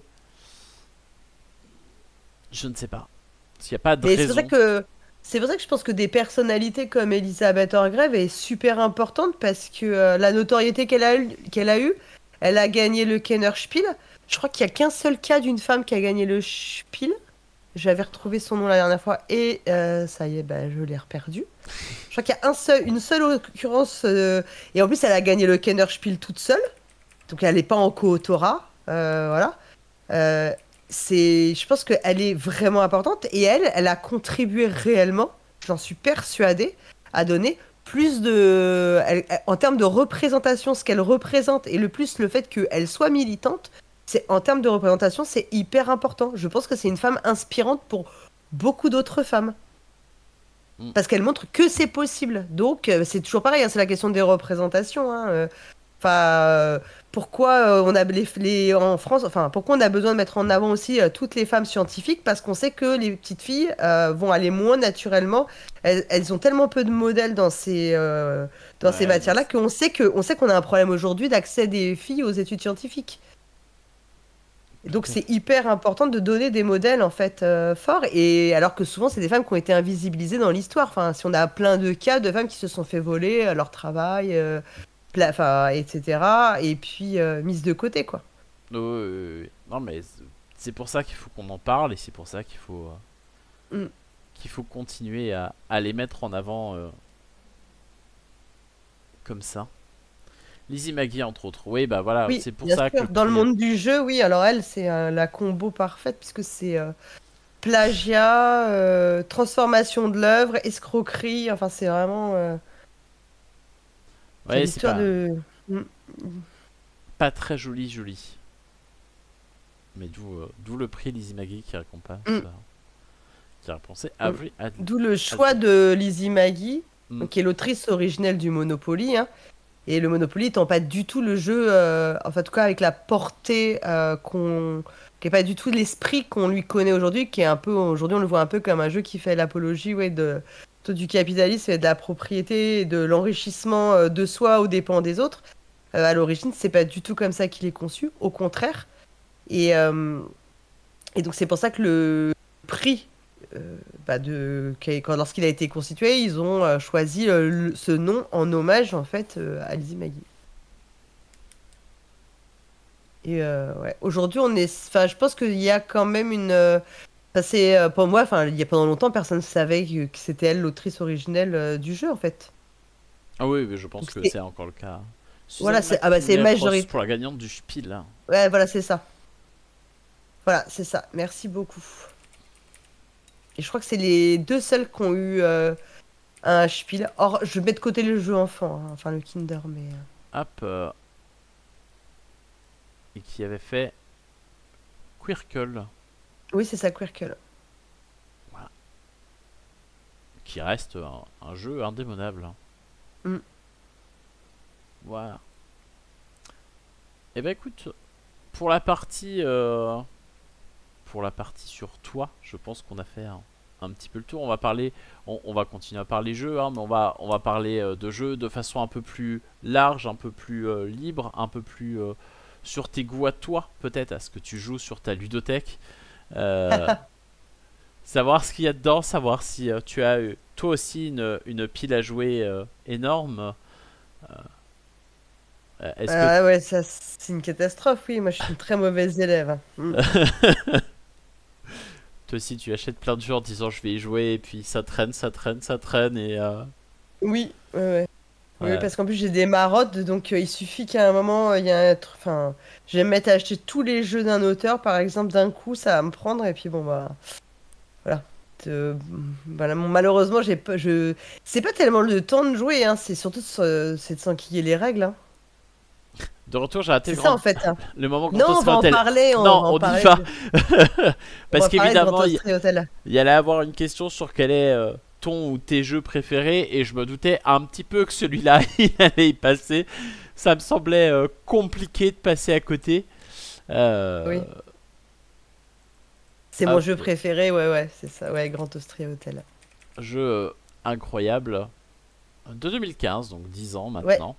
Et il a 10 ans. Un jeu donc de Simone Luciani, qui est mon auteur préféré. Voilà, donc je suis totalement fan. De toute façon, j'adore quasiment tous ses jeux. Et celui-là, il était en co-autorat avec Virginio Gigli. Et qui est designé par Clémence France. Et voilà, moi, je suis une fan de Clémence France aussi, parce que Clémence France, il fait les meilleures iconographies du monde. Ah, les icônes, il n'y a rien à dire. Hein. Ah ben, c'est limpide. Alors, l'iconographie chez lui, elle est extraordinaire, exceptionnelle. En plus, comme il a fait beaucoup de jeux, et ben en fait, il y a les symboles que tu retrouves d'un jeu à l'autre, donc t'es toujours en terrain connu. Mais Grand Austria Hotel, c'est un jeu incroyable. Déjà parce que, enfin, moi, je kiffe le thème, quoi. On doit servir des strudels et des verres de vin à des banquiers, à des comtesses.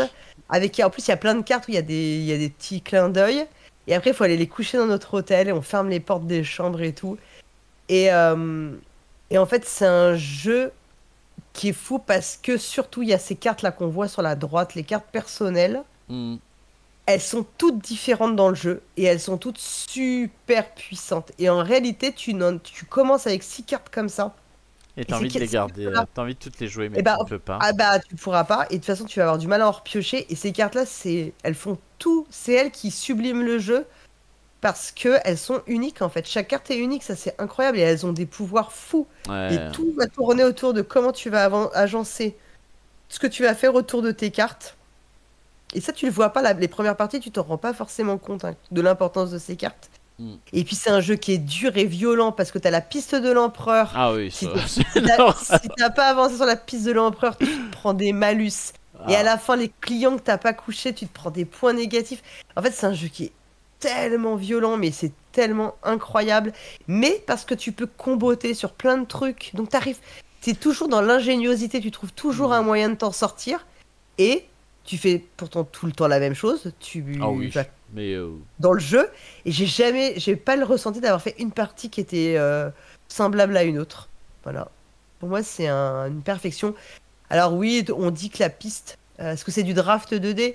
La piste de l'ordre du tour, elle est en serpent, donc effectivement, quand t'es à 4, si tu joues avec des gens qui mettent beaucoup de temps à prendre leurs décisions, et que t'es la première à avoir joué, ça revient très longtemps après. En fait, il faut juste pas jouer avec ces gens-là en général.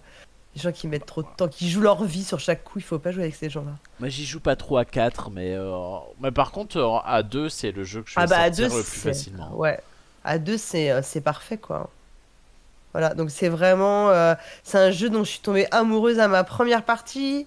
Il est extraordinaire, enfin voilà, et j'ai toujours autant de plaisir à y jouer. Je suis toujours... Et en plus, j'ai eu le plaisir de rencontrer Simone Luciani, donc là, j'étais comme une ouf. Oui, les règles sont hyper simples. Il a dû me prendre pour une dingo. Oui, après, les règles, ça s'explique en moins de 10 minutes, hein, franchement. Les règles sont limpides, tout est simple, l'iconographie, elle est claire. Et alors, ce qui est fou, c'est que ce jeu a pas marché quand il est sorti. Et aujourd'hui, il a une petite cote d'estime. Hmm. Alors, en France, mais j'en avais discuté avec Paolo Mori et il me disait que c'était exactement la même chose en Italie. Hein. Le jeu a été une catastrophe quand il est sorti, enfin, il n'a pas du tout marché. Et aujourd'hui, c'est devenu un jeu sur lequel il y a un peu de spéculation, si on peut dire.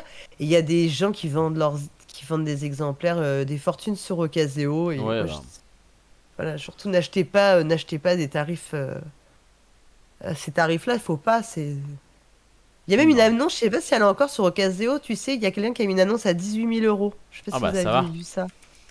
En disant, je fais ça juste par cupidité et tout. Enfin, c'était très drôle. C'est une bonne affaire.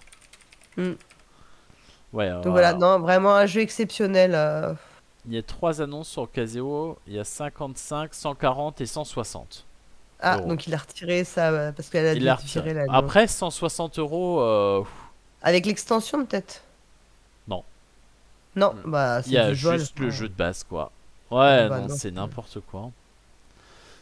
C'est honteux, quoi. Mais oui. Et d'ailleurs, extension, pas extension? Mais je ne l'ai pas, moi, l'extension de Grand Austria, parce que j'ai loupé le Kickstarter. En fait, c'est pas que j'ai loupé le Kickstarter. Ah, on a un invité. Ouais, bah c'est normal. Moi, je sais pas où est Manaya, mon chat qui est aussi, hein, qui est la CEO du podcast. Qui est une célébrité sur les réseaux. Bien sûr. Et elle est pas là. Bah, là, elle a décidé de bouder. D'habitude, quand il y a la caméra, elle vient tout de suite, quoi. Mais non, j'ai pas. Parce qu'en fait, quand il y avait eu le Kickstarter pour l'extension, il y avait la possibilité de faire. Tu pouvais faire un pledge spécial où il y avait 10 cartes designées. Tu envoyais ta photo, 10 hommes, 10 femmes pour faire des clients. J'ai loupé ce coche-là et ça m'a tellement dégoûté que j'ai jamais voulu faire le Kickstarter. Voilà. Ok, mais du coup, tu y as joué quand même aux extensions ou même pas? Oui, ouais, j'y ai joué, oui, j'y ai joué une fois. Mais en réalité, le jeu de base me suffit. Moi, je suis pas trop extension en général. Hein. Moi, je suis d'accord. Moi, le jeu de base, j'ai tenté une fois l'extension, j'ai trouvé ça très bien, mais je trouve que le jeu de base. Mais moi, je peux. Par contre, ils ont fait une version Roll and Ride qui est nulle à chier, n'y jouez pas. Ouais, je l'ai essayé sur BGA, on a fait 2 ou 3 parties et c'est pas. Non. Alors que je suis très Roll and Ride et que j'étais très Grand Austria, j'avais de grands espoirs sur cette version, mais. Ouais, pareil, mais non, en fait, ça l'a pas fait du tout, quoi. Non, on va rester sur le jeu de base qui est très bien en soi. Est-ce que tu l'as pimpé, toi, ton jeu? Est-ce que tu as des vrais strudels, des vrais. Non. Moi j'ai les cubes dégueulasses qui, en plus, pour les daltoniens, sont un cauchemar. Oui. Ah bah, entre les cubes et les tables et tout. Par un moment, je me dis, j'aimerais trop avoir les petites tasses à café et tout, mais en vrai, c'est inutile. Oui, c'est inutile, donc indispensable. C'est vrai, ça c'est tout à fait vrai. Ouais. C'est ce qu'on dit en tout cas. Ouais, ce jeu est extraordinaire. Et du coup, ce que tu disais tout à l'heure, toi, les jeux que tu cherches, c'est plutôt des jeux qui sont un petit peu comme ça, qui sont un peu durs, où il y a de l'interaction assez prononcée. Peut-être. Bon, là c'est safe. Là, t'as pas. Non, moi, enfin, l'interaction, c'est pas un sujet pour moi parce que ça dépend vraiment du type de jeu auquel tu joues. Il y a des jeux qu'on a besoin pour que ça fonctionne et d'autres pas du tout. Et moi, j'ai pas ce problème-là. Moi, j'aime les jeux qui sont plutôt méchants avec les joueurs. Qui sont, violents, enfin, où ça peut être un peu violent. Moi, j'ai envie d'avoir des sensations fortes, en fait. J'ai pas envie de jouer à des jeux où j'ai l'impression que je pourrais faire autre chose en même temps et que je verrais pas la différence. Et puis qui me laisse aucun souvenir, ce qui est un peu le souci. Donc j'aime beaucoup. J'aime bien quand c'est un peu dur, tu vois. Par exemple, moi j'ai pas du tout aimé Harmony, notamment pour ça parce que les cartes, tu peux les prendre comme tu veux, tu les fais pas, on s'en fout, t'as aucune conséquence. Du coup, je trouve que tu fais tes choix sans trop de conséquences, donc plus rien n'a d'importance. Donc en fait, pour moi, c'est des jeux où je me désengage, je me désinvestis. Je suis pas ultra discipliné à une table de jeu. Hein. J'écoute pas bien quand on m'explique les règles. Ça, tout le monde, enfin, on le sait plus ou moins. Je fais toujours autre chose en même temps que je joue, ce qui est très agaçant pour les autres. Je l'admets, hein, je reconnais. Donc moi, si en plus, alors si le jeu derrière, j'ai l'impression que je pourrais jouer un peu en full random, ce serait la même. Bah moi, je suis désinvesti et puis j'ai pas. Donc je me sens plus du tout impliqué dans la partie, et donc faut qu'il y ait un peu d'enjeu pour que ce soit. Moi, il faut qu'il y ait de l'enjeu en tout cas. Et du coup, à part Grand Austria et les jeux de Luciani, parce que bon, on va pas faire toute la ludographie de Luciani, elle est là, elle est très bien. Lorenzo, c'est incroyable. Ouais, Tzolk'in et puis Barrage aussi qui est très bien, mais voilà. Mais c'est surtout, j'aime vraiment surtout Grand Austria et j'ai beaucoup aimé les Radwistar aussi dans les derniers. Même plus que, tu vois, Nucleum parfois, bon, ça m'a pas non plus, j'étais pas en mode waouh. J'ai adoré Mesos, hein, par contre. Mesos qui est sorti, qui a été release à Essen, et ben moi j'ai joué à Essen et franchement j'ai trouvé ce jeu, alors c'est pas du tout le même style de jeu que les autres, hein. C'est beaucoup plus condensé et tout, et j'ai trouvé le jeu top. Et pour une fois là, ils ont expliqué les règles. J'ai été ultra concentré. Mais même les gens avec qui je jouais, ils en revenaient pas. Ils se sont dit qu'est-ce qui se passe, quoi. Non. Après, il y a un autre jeu dont je peux te parler, qui est un de mes jeux favoris, dans mes 3 jeux, dans mon top 3 de mon cœur. Mesos, il est trop bien. Et je sais que Truffaut, si elle nous écoute aussi, elle aime bien. Ouais, moi j'ai pas testé encore. Il est sorti en France, je sais pas trop ce que ça donne chez Gigamic. Ouais, chez Gigamic. Moi j'ai vraiment adoré, ouais. Elle approuve. Ouais. Mais il faudra que j'essaye si j'ai l'occasion. Ah oui, enfin moi je le conseille vraiment. Très bien. Et du coup tu disais un autre jeu. Après je vais te parler de Cthulhu Death Medaille. Un jeu de Rob Davio et Eric Lang qui est sorti chez Cool Mini or Not. Alors, non. C'est pas Cthulhu comme ça. Le H est là. Ah, voilà. Trop de H, je ne sais pas où ils sont. De 2019. Avec un chat. Voilà. C'est les photos BGG, ça fait toujours plaisir. Il y a toujours des chats un peu partout. Bah oui, parce que t'as des figurines, pourquoi pas. Ça pourrait être les chats d'Ultar, ceci dit, hein, on pourrait. Bah ça c'est un jeu extraordinaire parce que moi je suis assez cliente de l'univers, et j'aime beaucoup les jeux de. Enfin, j'adore l'ambiance des jeux de FFG, mais les jeux de FFG, à part les demeures de l'épouvante, mais Horror Arkham, les contrées de l'horreur, tout c'est un peu de ce style-là, dans cet univers, c'est catastrophique en termes d'expérience de jeu parce que les règles sont affreuses. Il y a 50, t'as un livret de règles et après t'as le livret de règles, le vrai, avec un glossaire, et là tu te dis, mais mon Dieu, t'oublies toujours un truc, tu t'en prends plein la gueule, t'as très peu de chance, enfin, t'as vraiment le sentiment, t'as vraiment l'améritrage dans tout ce que tu détestes. Des jets de dés qui te bousillent toute ta partie, ça fait 3 heures que tu joues. T'as beau avoir fait tout bien comme il faut, tu fais un jet de dés catastrophique, c'est foutu. Là, c'est un peu vénère quand même. Et là, t'as un jeu qui est ultra épuré en termes de règles. Donc t'as la sensation de ces jeux-là. Ouais, t'as la sensation de ces jeux-là, mais en bien, parce qu'en fait, le jeu est ultra bien designé. Et tu vois que les mecs qui ont fait le jeu, c'est juste... Enfin, t'as Rob Davio. Donc Rob Davio, il fait des jeux toujours très épurés. Il a cette capacité à simplifier. Si vous avez joué à Unmatched, et Unmatched, il a réussi à faire un jeu d'escarmouche avec des histoires de lignes de vue et tout, qui sont ultra simplifiées. Enfin, c'est incroyable d'avoir réussi ça. Et donc Cthulhu Death Medaille, c'est aussi avec Eric Lang, qui est quand même ultra brillant. Et donc, déjà, les règles sont ultra simples. Alors que dans ces jeux-là, en général, les règles sont toujours ultra compliquées. T'as plein d'exceptions, il y a 50 livrets de règles. Là, en vrai, tout a été pensé pour que ce soit d'une simplicité et vraiment, ce qui fait que tu n'as pas pollué par les règles, la gestion des règles du jeu. T'es vraiment dans ton expérience type un peu dungeon crawling. Et puis, en plus, c'est bien pensé parce que, quel que soit le nombre de joueuses, la partie durera toujours à peu près la même. Ça ne dépassera jamais 1h30. Ce qui fait que tu as des parties très intenses. Et tu as un truc qui est génial, c'est que c'est un jeu où plus tu perds de la santé mentale, bon, je vais pas faire toutes les règles, hein, mais plus tu perds de la santé mentale, plus tu deviens puissant. Mais à un moment, tu risques de mourir. Donc, tu as des points d'équilibre comme ça à trouver. Les persos sont trop bien, super puissants, c'est bourré d'humour en plus sur les cartes, parce que l'humour dans les jeux de société, c'est pas gagné. Là, il y a plein de trucs très drôles. Les figurines sont magnifiques. Ouais. Tout est hyper bien fait dans le jeu, quoi. Ouais. Et moi, j'ai fait des parties incroyables où on finit les derniers tours de jeu, on est tous debout autour de la table parce que c'est une ambiance très pulp. Donc tu peux tuer Cthulhu. L'idée, c'est vraiment on va tuer Cthulhu, qu'on va tuer le grand méchant. Et tu finis, on est tous debout autour de la table. Et en fait, avec mes copines, on fait à peu près 2 week-ends jeux entre filles par an. Et on fait toujours une partie de Cthulhu Death Medaille. C'est notre rituel, quoi. Et la dernière fois, il y en a une, on était toutes mortes sauf une. Et je sais pas comment elle a fait, son dernier truc, elle fait 12 dégâts et elle bute Cthulhu, elle le one-shot, quoi. Incroyable ce jeu. Et ben voilà, Je l'adore, franchement. pour ceux qui connaissent pas. En tout cas, ça donne envie. Moi, j'en ai fait une partie avec des personnes que je connais pas plus que ça, mais effectivement, bonne ambiance.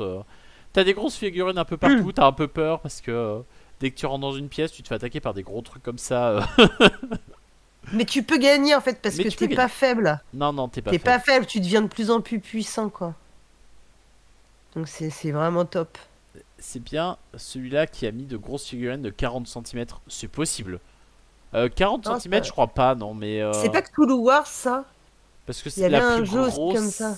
Elle fait ça, mais 40 cm, Ouais, ça pour me moi, semble beaucoup. non, c'est plus petit que ça. Dans la boîte de base, c'est plus petit. Et salut Dolmor. T'aimes pas les Salut. coop, Truffaut? Ouais, je sais pas. Moi, je suis de plus en plus coop, donc ça me va bien. Mais Bah, moi, ça me dérange pas les coops, donc. Mais celui-là, vraiment canon, quoi. ok, on se le met sur la petite liste. Mm. Des jeux à essayer si l'occasion se présente. Après, voilà, faut le jouer dans l'ambiance, faut le jouer. Faut être dedans, mais faut pas non plus trop se prendre la tête. Mais je pense que c'est un peu ce qu'on peut dire pour tous les jeux de société. Hein. Y a pas, on ne risque pas notre vie sur n'importe quel jeu. Y a des gens qui prennent peut-être un petit peu trop au sérieux. Même les jeux compétitifs, hein, on perd, c'est pas non plus la fin du monde. Je coopère toute la journée au boulot. Ah ouais, mais pas moi. Moi c'est un jeu solo, hein, ce que je fais presque. Il y a 10 ans, il y a un ami qui avait sorti tout le KS à une soirée assaut-ludique, mais il avait oublié la plus grosse pièce, Non. je lui ai ramené le lendemain. Je pense qu'effectivement, il y a. Pardon, dans le cas, le Kickstarter, parce que c'est des Kickstarter, parce que c'est Cool Mini en note. Je pense que tu vas pouvoir pledger avec une figurine de Cthulhu beaucoup plus. Qui n'est pas celle qui est dans la boîte de base. Je pense. Que c'est de. Si c'est tout à fait possible. Mais dans les boîtes de base, t'as pas. Enfin, celles qui sont en retail, boutique, tout ça, t'as pas. T'as pas celle de T'as les 40 figurines normales. centimètres. Ouais, qui sont déjà bien badass, quoi. Hein. Ouais, mais elles sont vraiment belles, hein.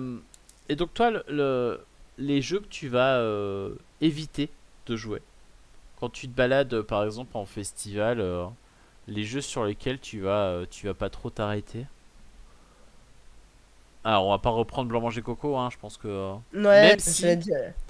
il me semble que la seule partie qu'on ait fait ensemble, alors j'ai peur de confondre et de dire des bêtises, c'était pas genre Monique chez Gigamic. Ah non, j'ai jamais joué à ça, non. C'est pas avec Ça, toi. c'est le genre de jeu auquel vraiment.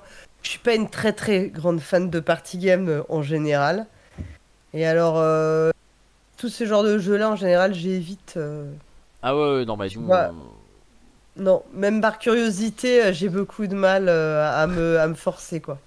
c'était vraiment parce qu'il y avait une ou deux personnes que je vois jamais, avec qui je peux jamais jouer, qu'on a lancé ça, mais voilà, on aura peut-être pu s'abstenir. Non, vraiment, non. Ça, c'est vraiment typiquement le genre de jeu où j'ai pas trop de. J'ai pas spécialement envie, quoi. Après, j'aime pas spécialement non plus les jeux de. Comment dire? Faut se faire deviner des mots. Parce qu'il y en a eu tellement là que j'en peux plus, quoi. J'ai envie de leur. Enfin, j'en ai ras-le-bol de faire deviner des mots. Ça et faire enfin, il y a des moments. Comme si, je trouve que c'est des jeux très vite interchangeables. T'as l'impression de jouer un peu au même tout le temps. Donc. Enfin, voilà, je suis pas une immense fan non plus. Mais après. C'est sûr que ouais, tout ce qui est plus party game, ça va moins me plaire, quoi. Clairement. Je peux y jouer, bien sûr, je peux y jouer quand même. Hein. C'est rarissime que je refuse certains jeux, quoi. Ouais, mais bon, il y a toujours Même des des choses. mauvais jeux, je peux y jouer. Hein. Il y a plein de mauvais jeux auxquels j'ai rejoué. Hein. Parce que c'est très important, je le dis encore une fois, mais il faut jouer à des mauvais jeux, c'est hyper important. Pour bien apprécier les bons, et puis pour sa culture à soi, c'est très important de jouer à des mauvais jeux. Ouais, tout à fait. Mais puis, se refaire une deuxième idée d'un jeu, c'est jamais perdu, hein. Voire une troisième, voire une quatrième. Bon, on parle pas forcément de mauvais jeux, mais c'est un petit peu difficile d'avoir. Ah ouais, je sais pas, t'en penses quoi, toi, d'avoir l'idée d'un jeu après une seule partie? J'ai aucun souci. Aucun souci, il y a des jeux où tu sais très bien. Moi, j'ai pas de problème. En général, je sais grosso modo la plupart du temps ce que je pense d'un jeu et c'est rarissime que mon avis change même si j'y rejoue. Et en général, les jeux où c'est des jeux où je vais sortir en disant je ne sais pas ce que j'en pense et donc il faudrait que j'y rejoue. C'est très très rare les cas où j'ai vraiment pas aimé un jeu et qu'après je l'ai apprécié. Ça m'est plus souvent arrivé d'avoir un petit effet, notamment en festival, parce que tu as un contexte et parfois tu es un peu moins exigeant, je trouve, que quand tu joues dans ton salon. Et ça m'est déjà arrivé après de rejouer en disant mais qu'est-ce que j'ai pu trouver à ce jeu-là à ce moment-là. Je sais plus quel jeu ça m'a fait ça la dernière fois, mais Ouais, moi, en général, ça m'arrive plus. Mais non, mon avis, il est quand même. Je trouve que plus tu joues à des jeux, plus tu vois même qu'on commence à t'expliquer les règles, tu sais à peu près à quoi t'attendre, quoi. Tu vois. C'est normal, hein. Tu connais, tu t'acquiers de l'expérience, hein, donc moi j'ai aucun souci qu'on émette un avis. Il y a plein de gens, ils peuvent avoir un avis rien qu'en lisant les règles. Moi j'ai vraiment besoin d'éprouver la partie. Comme j'écoute pas trop les explications de règles, c'est pas l'explication de règles, je vais avoir du mal. Mais par exemple, les auteurs pour avoir discuté avec des gens, surtout quand ils sont pros, auteurs de jeux et tout, eux ils te le disent, hein, à l'explication des règles, ils savent à quoi s'attendre et ils savent très bien ce que ça va donner. Et c'est rare qu'ils se trompent complètement, quoi. Est-ce que les jeux avec une courbe de progression lente sont plus difficiles à cerner? Ceux avec plus de variance et profondeur? Moi, à cerner dans le sens de savoir si tu les aimes ou pas, moi je dis non, parce qu'en fait tu vois bien, parce que c'est juste que c'est un jeu qui va nécessiter pour bien y jouer, mais après tu peux accepter de mal y jouer, et moi j'ai aucun souci à mal jouer. Je m'en fous en fait, c'est vraiment pas mon objectif, surtout sur une première partie. Pour moi par contre c'est difficile, c'est fatigant, c'est de jouer avec des personnes qui veulent dès la première partie absolument gagner, et qui du coup vont faire de la première partie où on est tous dans la découverte et tout un enfer parce que ça va durer 1000 ans et ça moi ça c'est vraiment un truc en fait il y a des tas de jeux où tu vois bien il te faudrait 10-15 parties pour être vraiment très très bon. Donc c'est pas très grave, on est là juste pour le découvrir. Tu peux jouer un peu, tu vas un peu random, c'est pas un drame en fait, hein, tu vas t'en remettre c'est toujours ça, quoi. Donc et je pense que tu peux, même si tu as une partie, tu peux pressentir les qualités du jeu, même si c'est pas toi qui les as, t'en as pas profité à 100% en fait. Tu vois bien ce que le jeu il a à t'offrir et si t'as envie, t'auras envie d'y revenir, quoi. Ouais, moi, je commence à avoir de plus en plus le problème du temps sur un jeu. J'avoue qu'une partie qui dure 2 heures ou plus, sauf cas exceptionnel d'un jeu incroyable, je vais commencer à saturer un petit peu. Donc, pour ça, je me dirige plus vers même des gros jeux à jouer à deux. Mais oui, moi ça peut me gâcher l'expérience de jeu, ça, tu vois, le temps. En fait, moi c'est surtout ce qui m'épuise, c'est les explications de règles qui durent autant que le jeu, quoi. Ça c'est insupportable. En vrai, ça c'est compliqué parce que t'as vraiment aucun sentiment de plaisir pendant qu'on t'explique les règles. Enfin, tu vois, moi j'ai un peu de mal. Enfin, et après, c'est surtout que tu vois qu'il y a beaucoup de jeux comme ça où en plus chaque règle a 15 milliards d'exceptions, et là tu veux déjà que le jeu il sera pas bien parce qu'il est tellement lourd et pas du tout épuré, parce qu'en fait en vrai c'est ça, on se rend compte que plus c'est épuré mieux c'est. Il y a des jeux ils tiennent en 3 règles et ça suffit largement pour que le jeu il soit incroyable, profond, rejouable, tout ce que tu veux. Donc il y a par moment une surenchère, et surtout dans le jeu expert, de vouloir t'en coller comme si plus c'était compliqué, plus t'étais intelligent. Ben non, en fait, juste plus c'est compliqué, plus c'est chiant pour tout le monde. Va jouer il y a des jeux, Agricola, c'est super simple les règles, hein. Va bien jouer, accroche-toi, hein, t'as pas besoin. Et il n'y a pas besoin de grand-chose, quoi. Donc oui, après en plus c'est vrai que selon le nombre de joueurs et joueuses, tu peux avoir le côté du downtime qui peut être horrible. C'est une horreur, hein. Moi je supporte plus le downtime. Enfin vraiment, c'est un truc qui me... Et puis t'as malheureusement des jeux comme ça, même quand les règles sont pas trop compliquées, mais les jeux où de toute façon ce que font les autres influe sur ce que toi tu peux faire, forcément tu es obligé d'attendre ton tour pour vraiment réfléchir un peu à ce que tu veux faire, et ça entraîne des longueurs et des longueurs. Oui, mais c'est des jeux où tu peux aller vider ton lave-vaisselle entre les tours de jeu. De toute façon, t'as rien à regarder parce qu'il faudra attendre que ça revienne à ton tour. Donc, moi, j'ai des trucs typiquement, je fais autre chose. Hein. Non, mais c'est vrai, je vide mon lave-vaisselle, j'étends mon linge, je fais mon courrier. Non, mais t'es obligé. Tu prépares le prochain podcast. Mais oui. Voilà. Ben voilà, Truffe, tu te demandais où était le temps. C'est toutes ces parties avec du downtime en fait. Mise bout à bout, et on fait des trucs en fait. Mais les châteaux de Bourgogne, je rigole. Mais les châteaux de Bourgogne, j'avais incroyable. J'avais Concordia en tête. Concordia, t'as 3 règles, ça dure 1 heure, 1 heure et demie, et puis bien sûr. Tu te fais plaisir, quoi. Concordia, j'ai joué une fois avec des gens qui prenaient du temps. J'allais me chercher une bière à chaque fois qu'ils jouaient. Bon, j'ai pas bien fini, mais mais j'avais le temps de partir, de me servir ma bière, de revenir, que c'était toujours la même personne de jouer. Donc alors que le jeu est censé être hyper fluide. Jouer sur 3 tables différentes. Mais voilà, 3 jeux, 3 tables, et puis bim bam boum. Non, mais il y a des jeux comme ça. Et effectivement, je te rejoins sur la demi-heure de règles. Des fois, est-ce qu'on a vraiment besoin de ça? Je suis pas sûr. Écoute, on a joué avec Pénélope à Voidfall. On n'avait jamais joué ni l'une ni l'autre. La mise en place et les règles, c'était plus long que la partie. Enfin, je veux dire, on est sorti de là, on était lessivés, quoi. 2h30 de mise en place et de règles, 2h30 de temps de partie. Ouais, non, mais t'as pas envie d'y retourner en fait. Ah bah parce qu'en plus comme c'était il y a plus d'1 an, autant dire que si je dois y rejouer, je reviens à 0, donc. C'est une catastrophe. Ah ouais, complètement, ouais. Pour aller là-dedans, donc on a parlé de ta pile à jouer qui est un peu, qui est existante, on va dire. Tu as combien de jeux à peu près dans ta ludothèque, toi? Bon, Grand Austria, ça fait 1. Alors, je pourrais regarder sur BGG.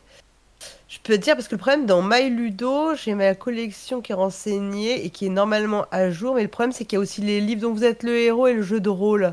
Ah. De fait, je pense que ça fausse. Mais je crois que j'ai 1300 et quelques entrées. Et peut-être que sur BGG, mais sur BGG, il y a quelques jeux que tu n'auras pas. Si je vais voir ma collection, peut-être que j'aurai le nombre. Je ne sais pas. Attends, je regarde en même temps. Bah, 1300, ouais, enfin, avec jeu de rôle. Et ils ont tué l'euro. Il doit quand même y avoir un bon. Ah oui, parce que putain, oui, pardon, je jure, mais sur BGG, j'ai aussi les jeux qui sont les previously owned. Donc tu vois, je peux même pas te dire. Ah, ouais, oui. Allez, je pense, j'avais calculé vite fait. Parce qu'en fait, j'ai renseigné pour savoir qu'est-ce qu'est jeu de rôle et tout. Je crois que je dois avoir à peu près un peu plus de 1000, quelque chose comme ça.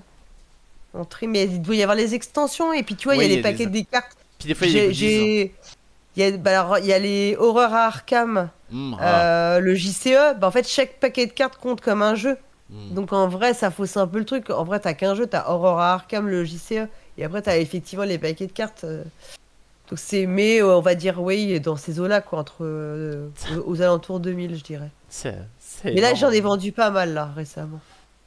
Ouais, faut vider un peu. Enfin, après chacun fait ce qu'il veut, mais 1000 ça sous-entend que si tu veux y jouer à tous une fois dans l'année, c'est que tu fais au moins 3 ou 4 jeux par jour. Et en plus, t'as dit que t'es pas trop party game, donc je suppose que t'as pas beaucoup de petits jeux. Mais après, j'ai quelques jeux que j'ai auxquels il est évident que je rejouerai jamais, tu vois. J'ai plein de. Déjà, je sais pas, j'ai encore mon Hero Quest. Jamais plus je jouerai à Hero Quest. Je sais que c'est pas possible. Enfin, t'as quelques trucs comme ça que tu gardes parfois aussi. Que tu gardes pour d'autres raisons, en fait. Parce que c'est l'aspect collection. En fait, quand j'ai fait d'adulterie, on m'avait donné des critères. C'était Christian Lemec qui m'avait donné des critères pour vendre mes jeux. Il m'avait dit, bah, en fait, soit c'est un jeu auquel tu joues. Est-ce que tu vas y rejouer? Oui, non. Après, est-ce que c'est un jeu qui a un aspect sentimental? Oui, non. Ou est-ce qu'après, c'est un jeu qui a une importance dans l'histoire ludique? Oui ou non? Bon, bah, si t'as répondu non partout, hein, tu peux le vendre. Hein. Voilà. Et bah, en fait, comme ça, t'en as gage plein, quoi. Oui. Oh, oui, oui. Mais en même temps, on n'a pas des appartements, des maisons extensibles. Sur Manu 2, il y a des filtres possibles? Ouais, sur Manu 2, je pense que tu peux avoir ta ludothèque sans extension, sans truc comme ça. Moi, j'avoue que je rachète des jeux et j'oublie un petit peu de les rentrer directement dessus. Du coup, je me retrouve avec des ludothèques pas complètes. Mais enfin bon, c'est pas non plus si grave que ça. Non. Oui. Moi, je sais que j'aime bien que ce soit à jour et parce que je suis... Ah mais c'est mon petit côté contrôle fric. Moi aussi, c'est juste que j'oublie. Et pourtant, c'est pas faute d'y aller régulièrement, mais bon. Ouais, on va peut-être terminer sur les belles découvertes de 2025. Donc tu étais à Cannes. On s'est croisés plusieurs fois, même si on n'a pas... Ouais, on n'a pas joué ensemble. Mais ouais, tu sais, il y a plein de personnes que je croise régulièrement en me disant faut qu'on joue et non. Mais ça, c'est un peu le problème de plein. Puis en plus, c'est la phrase de on se voit après, on se voit plus tard, et en fait, on n'arrive jamais à se retrouver. C'est ça. Est-ce que tu as fait des belles découvertes pendant ce... Alors, honnêtement, non. Le meilleur jeu auquel j'ai joué, c'est un jeu qui s'appelle Clans and Glory. Donc, Clans comme clan, en fait. Hein. Ah, oui. And Glory. Alors, c'est un jeu de Léo Colovini et il a un co-auteur qui s'appelle Gabriele Bubola, je crois. Tout à fait. Voilà. Oh, je vois. Ah, oui, je vois. Avec des illustrations notamment de Michael Menzel, qui n'est pas mon illustrateur préféré, je tiens à le dire, en général même, j'ai vraiment un peu de mal. Même si j'adore les personnages de Bruges, de Feld, où il a quand même, t'as la carte de l'acrobate, elle est énorme, puisque la carte est à l'envers, moi ça me fait toujours délirer quand je joue au jeu. Et ben Clans and Glory, un super jeu, enfin c'est vraiment le mieux que j'ai fait, le plus... Pareil, où il y a, en fait il y a littéralement 2 règles, et t'as un super jeu. Quand tu le vois de loin, tu croiras que c'est un peu Shoten Toten. Oui, bah puis la version... La version multijoueur, ouais, voilà. Celle-là s'appelle Slush Shoten, donc... Voilà, et parce qu'en fait, tu vas avoir un système de bornes, et c'est un jeu où tu vas poser des cartes autour des bornes, et en fait, le but étant... Et après, tu peux poser ton jeton pour pouvoir récupérer les cartes, sachant que le but étant de récupérer plutôt les cartes, c'est les 6 points et tout. Mais si tu récupères 4, 5, ça fait 20 points. Si tu récupères un seul 6, ça te fait que 6 points. Et donc tout le jeu va être de savoir qu'est-ce qu'on place pour être celui qui récupère la bonne pile. Et en fait, il y a 2 règles. Je pose des cartes, il y a des contraintes de pose, je les passe parce que c'est pas intéressant. Bref, tu poses tes cartes avec une contrainte, évidemment. Tu poses ton jeton pour dire dans quel ordre tu vas récupérer les cartes. Donc en plus... Si tu te démerdes mal, si t'es le 3e et qu'il n'y a que 2 valeurs, bah t'auras rien du tout. Enfin, donc tu peux vraiment faire plus bloquer les autres. Et c'est top. Et on y a joué à 2, qui n'est clairement pas la meilleure configuration. Et le jeu était déjà super bien. Okay. Et vraiment, 2 règles. Tu vois tout de suite toute la profondeur avec une interaction qui est hyper forte. Mais pour ce genre de jeu, il faut de l'interaction forte. Tu peux faire des sales coups. Je pense qu'il y a plein de choses. Enfin, voilà, un très bon jeu. Ok, je suis passé totalement à côté. Enfin, je l'ai pas vu, hein. J'y ai pas joué. Ouais, pas... Il était sur le. C'est comme je pense que c'est chez Our, c'est Atalia qui a le partenariat. Et oui, donc c'est. Ouais, c'est ça. Et puis moi, c'était comme ça, c'était un jeu de Léo Colovini. Je voulais y jouer en fait. C'est pour ça que je suis allé y jouer, quoi, en fait. Ouais, je crois qu'il fallait l'avoir repéré avant. Ouais, en festival, il faudra un jour avant, un jour après pour se voir. Alors, le jour après, à mon avis, on se voit pas dans un bon état. Hein, parce qu'en général, fin de festival, moi, je suis pas dans un état où on peut vraiment trop me parler. Il y a les 12 heures de sommeil qui arrivent après. Un peu compliqué. Et j'oublie pas de les rentrer pour pas voir le vrai nombre de jeux. Parce que j'oublie de les sortir aussi. Quand je les vends, j'oublie de les enlever. Donc, j'ai une valeur qui est pas bonne, mais pour tous les sens du terme. Ok, et t'as rien découvert d'autre qui t'a un petit peu... qu'est-ce que j'ai bien aimé Après, j'ai bien aimé Daydream, mais c'est assez classique, tu vois, comme jeu. Oui, bah, je suis tout à fait d'accord. Il n'y a pas de quoi se... Mais c'est plaisant, hein. Moi, j'ai trouvé ça plaisant à jouer. Hein. C'est très... Oui, c'est chill, c'est joli, c'est... Mais il n'y a pas... Voilà, moi, ça m'a bien convenu dans ce style-là, mais c'est pas un jeu extraordinaire non plus. Tu vas pas te relever la nuit pour y jouer, quoi, clairement. Ouais. Moi, je trouve que c'est la définition du roll and write. C'est tu lances des dés, tu coches et tu mets des chiffres. Et voilà. Après, ça a le mérite d'être assez... Enfin, vraiment dans l'essence pure du roll and write. Ils ont pas cherché à aller en mettre des couches et tout. C'est ça. Après, j'avoue que des jeux purs dans le roll and write comme ça, j'en ai déjà en 2025. Je trouvais ça un peu décalé. Mais c'est mignon. Ça plaît. Moi, je trouve que c'est plutôt bien fait pour un... Tu vois, c'est plutôt bien fait, ce qui est déjà pas mal. Oui. Mais moi j'avais un souci un peu avec les points de victoire en haut, les objets à entourer, je trouvais ça un peu chiant, mais c'est moi. Et après, dans les autres jeux que j'ai bien aimé, que moi j'ai découvert sur place, parce qu'il y en a auxquels on a pu rejouer, on n'avait pas... J'avais bien aimé Panda Spin. Aussi. Panda Spin, j'entends que du bien alors. Ouais, c'est un jeu de Karl Schudig, c'est celui qui est aussi lui hyper connu. Et c'est vraiment pas mal. C'est un jeu de pli avec un super twist, parce qu'en fait tes cartes tu vas les... Le but c'est de c'est pas un jeu de pli, pardon, c'est un jeu de défaut. Je dis des conneries. En fait tes cartes, tu vois, elles ont un côté blanc et un côté bleu, et donc pour les défausser, soit c'est toi qui as joué la plus forte carte et tu peux défausser toutes tes cartes quelle que soit leur couleur. Si par contre t'as pas remporté, tu reprends tes cartes en main, mais tu peux les tourner. Donc en fait, il va falloir 2 crans pour pouvoir comment dire, défausser. Et donc c'est vraiment super. Je trouvais que le petit twist est vraiment intéressant, quoi. Ça change complètement ta façon de jouer, parce que tu vas avoir intérêt à essayer de l'emporter quand tu joues des cartes blanches pour gagner un tour, enfin gagner un coup, quoi. Économiser du temps, enfin défausser plus vite, donc c'est assez chouette, quoi. Ok, ouais, ça a l'air rigolo. On essaiera de jouer à ça. Ouais, ça c'était vraiment pas mal, quoi. Et après on a joué à un proto aussi qui était bien, mais proto. Mais sinon, après je peux te dire que j'ai joué à des trucs vraiment pas ouf, hein. Putain. Écoute. Moi j'ai testé une 50aine de jeux et je pense que je suis passé à côté des meilleurs jeux de Cannes. Enfin, tous les jeux qui sont sortis un petit peu. Moi j'avais l'impression, mais peut-être que tu n'as pas eu la même que moi, qu'il n'y avait rien vraiment qui ressortait cette année, qui buzzait plus que ça. Et j'ai pas eu l'impression qu'il y avait un jeu du festival ou...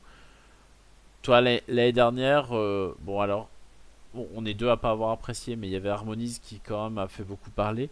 Il y avait 3 pommes de pommes, 3 pains. Ouais. Qui faisait tu vois, ça c'est le... Ouais, moi c'est typiquement un jeu sur lequel j'ai trouvé ça marrant au début, puis après au bout de très vite, au bout de très peu de parties, je me suis dit en fait, oulala, c'est vraiment pas terrible.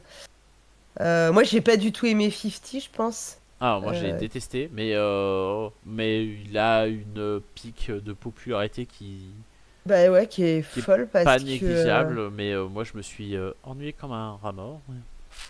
Moi c'est le genre de jeu où j'ai l'impression qu'on s'est un peu foutu de ma gueule quand on me fait jouer. Enfin, toi, je me suis dit. Donc en fait j'avais l'impression, ça a vraiment une référence pour les personnes très vieilles. Mais si vous vous rappelez du sketch des Inconnus où il y avait le truc avec le peintre Romano Choucaescu, et où il fait une étoile blanche, et où il dit à un moment c'était il se foutait de la gueule du monde, mais avec génie. J'ai un peu l'impression que ce jeu c'est bien, ils se sont foutus de notre gueule un peu avec le jeu, mais bon, c'est très perso. Moi j'ai pas vraiment j'y rejouerais, parce que je me dis c'est bizarre quand même, mais vraiment voilà. On m'a dit mais si c'est bien, faut que tu y rejoues, il y a une bonne ambiance. Je fais écoute, peut-être, hein, mais la motivation est pas trop là pour l'instant. Ouais. En fait, bon, ça marche que parce que... je veux bien y rejouer juste parce que ça dure littéralement 10 minutes. Et que je peux consacrer 10 minutes de ma vie à tenter une deuxième partie. Mais voilà, je me dis, soit ce jeu, c'est vraiment du génie pur, mais je l'ai pas perçu. Soit c'est vraiment du foutage de gueule, et ça, je l'ai plus perçu, quoi. Ouais, moi je suis plus parti là-dessus aussi. Et non, je suis pas d'accord avec Harry. Il y avait pas que de la merde, mais en fait, au contraire, je dirais qu'il y avait pas de, enfin, j'ai pas eu de très très mauvais retours à faire. J'ai pas trouvé qu'il y avait des très très mauvais jeux, mais j'ai juste pas trouvé qu'il y avait des très très bons jeux non plus. C'était un peu moyen, tu vois. Tu joues un jeu, t'es content, et puis tu l'as oublié peu de temps après, et voilà. Il y a rien qui m'est resté plus en tête que ça. Après, tu vois, il y a des jeux que j'ai trouvé sympas. Mais si on dit des trucs qui m'ont vraiment, tu vois, où je suis ressorti vraiment bluffé, bah, parce qu'après, il y a des jeux qui étaient présentés, mais en fait, qu'on avait peut-être joué avant. Par exemple, il y a Zenith que je trouve plutôt moi qui me plaît beaucoup. Ouais. Et moi, en fait, j'avais déjà joué avant, donc je n'ai pas rejoué à Cannes. Donc, Oui, c'est pour ça, moi, j'y c'est avais même. joué aussi, Voilà. hein.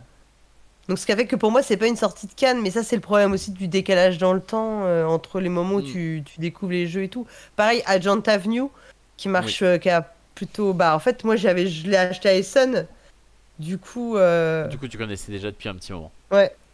Bah, Donc, ouais, de fait, j'ai pas l'impression que ça vient juste de sortir, quoi. Ouais, il y a plein de jeux comme ça. Limite. Ah, voilà. C'est quoi ça? Ah, c'est chez. Ah, Ludonaut? Oui. J'y ai Non, pas j'y ai pas joué. joué à ça. La seule personne qui m'en a parlé m'en a dit du bien, mais je sais Ouais. pas. Voilà. Je veux pas plus regarder que ça, alors c'est un peu compliqué. Moi, j'y ai pas joué. Donc voilà. Bah voilà. Il y avait peut-être limite, mais je me suis pas approché de cette bestiole-là. En même temps, les jeux experts en festival, en tout cas à Cannes, j'évite grandement. On verra pour Essen. Peut-être que cette année je pourrais y aller. Donc ça se trouve, on se croisera aussi à Essen et on sera juste des coucous et on jouera toujours pas Moi, ensemble. moi, je serai à Essen et j'espère que Truffaut aussi, qu'on puisse aller trinquer et boire un Dark and Stormy toutes les deux. Voilà. Mais bah, a priori, elle a l'air motivée pour y aller. Truffaut, ça a pas l'air de t'avoir plus que ça non plus, Cannes, j'ai l'impression. Bah, je sais pas, moi, les nouveautés. Et là, j'ai aucune hype sur aucune sortie.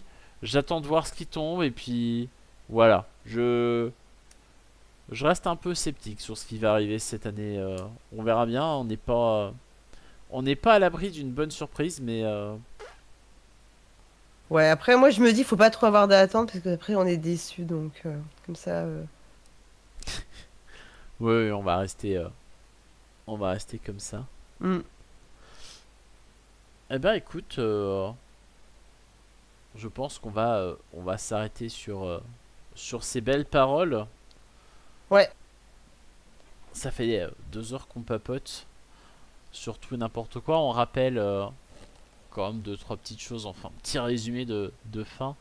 Allez voir les vidéos, donc y jouer encore avec Rémi, que tu fais mensuellement à peu On près. arrive à ça. Ouais, c'est ça, ça sort le 15 du mois en principe. Voilà, on a évidemment le point de Polgara. Ah oui, alors est-ce que tu veux l'histoire du point de Polgara quand même? Ben oui, mais oui, parce que on en a parlé au début. Et bah alors, parce que avant, quand je cherchais le nom du podcast, il se trouve que ma fille s'appelle Victoire et elle me dit, et ben ce serait facile parce que si moi je faisais un podcast, je l'appellerais le point de Victoire forcément. Ah bah oui. Et donc c'est pour ça que j'ai choisi ce nom-là. C'était pour voilà, pour lui faire un clin d'œil. Ok. Bah oui, effectivement, mais elle aurait totalement raison. Bah ouais. Elle a déjà une idée de marque, tout est prêt. Ouais. Elle est déjà au taquet. On rappelle le prix Lizzie Maggie aussi, qui sera donc tous les ans à Rennes pendant le festival Rennes en jeu. Ouais, tout à fait. Et aussi et surtout l'association. Oui. Ouais, donc le festival Rennes en jeu en général, c'est tout début février. C'est peu de temps avant Cannes. Ouais, c'est 3 semaines environ avant en fait. C'est souvent le premier week-end de février. Et voilà, et vraiment aller alors dans ce qu'on avait primé, aller découvrir Avery Alder, aller jouer à Daybreak, mais ne jouez pas à la version d'Asmodée qui a enlevé les QR codes. Voilà, vraiment, c'est pas honteux ça. Dans la version française, on n'a pas les QR codes et il n'y a pas fait mention dans la règle du site internet qui est quand même tout le travail de ressources documentaires du jeu. Ce qui est vraiment irrespectueux au possible pour les auteurs. Oui, c'est pas très sympa ça. Bah, c'est carrément. Enfin, là, pour un jeu comme ça, avec ce propos-là, c'est comme s'ils avaient enlevé une partie des règles, en fait. Donc, c'est un peu vraiment, moche. Et l'argument plus qui est donné, c'était parce qu'en fait, la vérité, c'est qu'ils ne veulent pas donner l'argent, ils ne veulent pas payer pour traduire la partie en français. Ils auraient pu renvoyer au site anglais, de toute façon, c'était pas quand même compliqué. Donc, les explications qu'ils donnent, elles sont tellement du foutage de gueule que. Oui, bah. Voilà, donc achetez-le. Moi, ma maman, elle me l'a offert pour mon anniversaire, elle m'a acheté la version anglaise, voilà. Donc, oui, il y a très peu de texte en plus, ça va. C'est une fois qu'on connaît les en fait, règles, puis même les règles une sont fois pas que, très. Oui, tu peux, et après tu peux. C'est pas. Et puis aujourd'hui, on peut tous traduire avec notre téléphone assez facilement si on veut vraiment. Et puis Link City, qui est un très chouette. Bah oui. Pour le coup, un party game, mais avec du incroyable. propos. Ouais. Oui. Incroyable. Et donc pour terminer, l'association Safe in Game, Ouais. qui crée, je vous invite fortement à aller voir sur la page Facebook pour les soutenir. Et puis on va attendre que les démarches soient terminées pour... Mais le site sera opérationnel, je pense, là, vraiment dans les jours à venir, hein, parce qu'on est vraiment sur la finalisation du site. Eh ben, on repartagera ça sur les réseaux. Voilà, exactement. Puis de toute façon, sur les réseaux sociaux, pour le coup, c'est facile de nous suivre. Et voilà. Et ben, il me reste plus qu'à te souhaiter une bonne soirée. Merci à toi d'être venu. C'était chouette. Bah, merci beaucoup. Ouais, c'était très cool. Merci pour l'invitation. On a pu papoter un peu de tout et n'importe quoi. Et de Grand Austria Hotel. Voilà, c'est important. Bah aussi. oui, bien sûr. Toujours. Et puis, on se dit à une prochaine. Probablement sur un prochain festival. Je ne sais pas le prochain que tu comptes faire. Je ne sais pas si tu vas à Paris et Ludique, par exemple. Je serai à Paris et Ludique, oui. Voilà. On essaiera de se croiser là-bas, se faire un petit jeu, se boire une petite bière et puis... Carrément. Avec plaisir. Et voilà. Merci à tout le monde. Et puis on se dit à bientôt. Salut, merci beaucoup.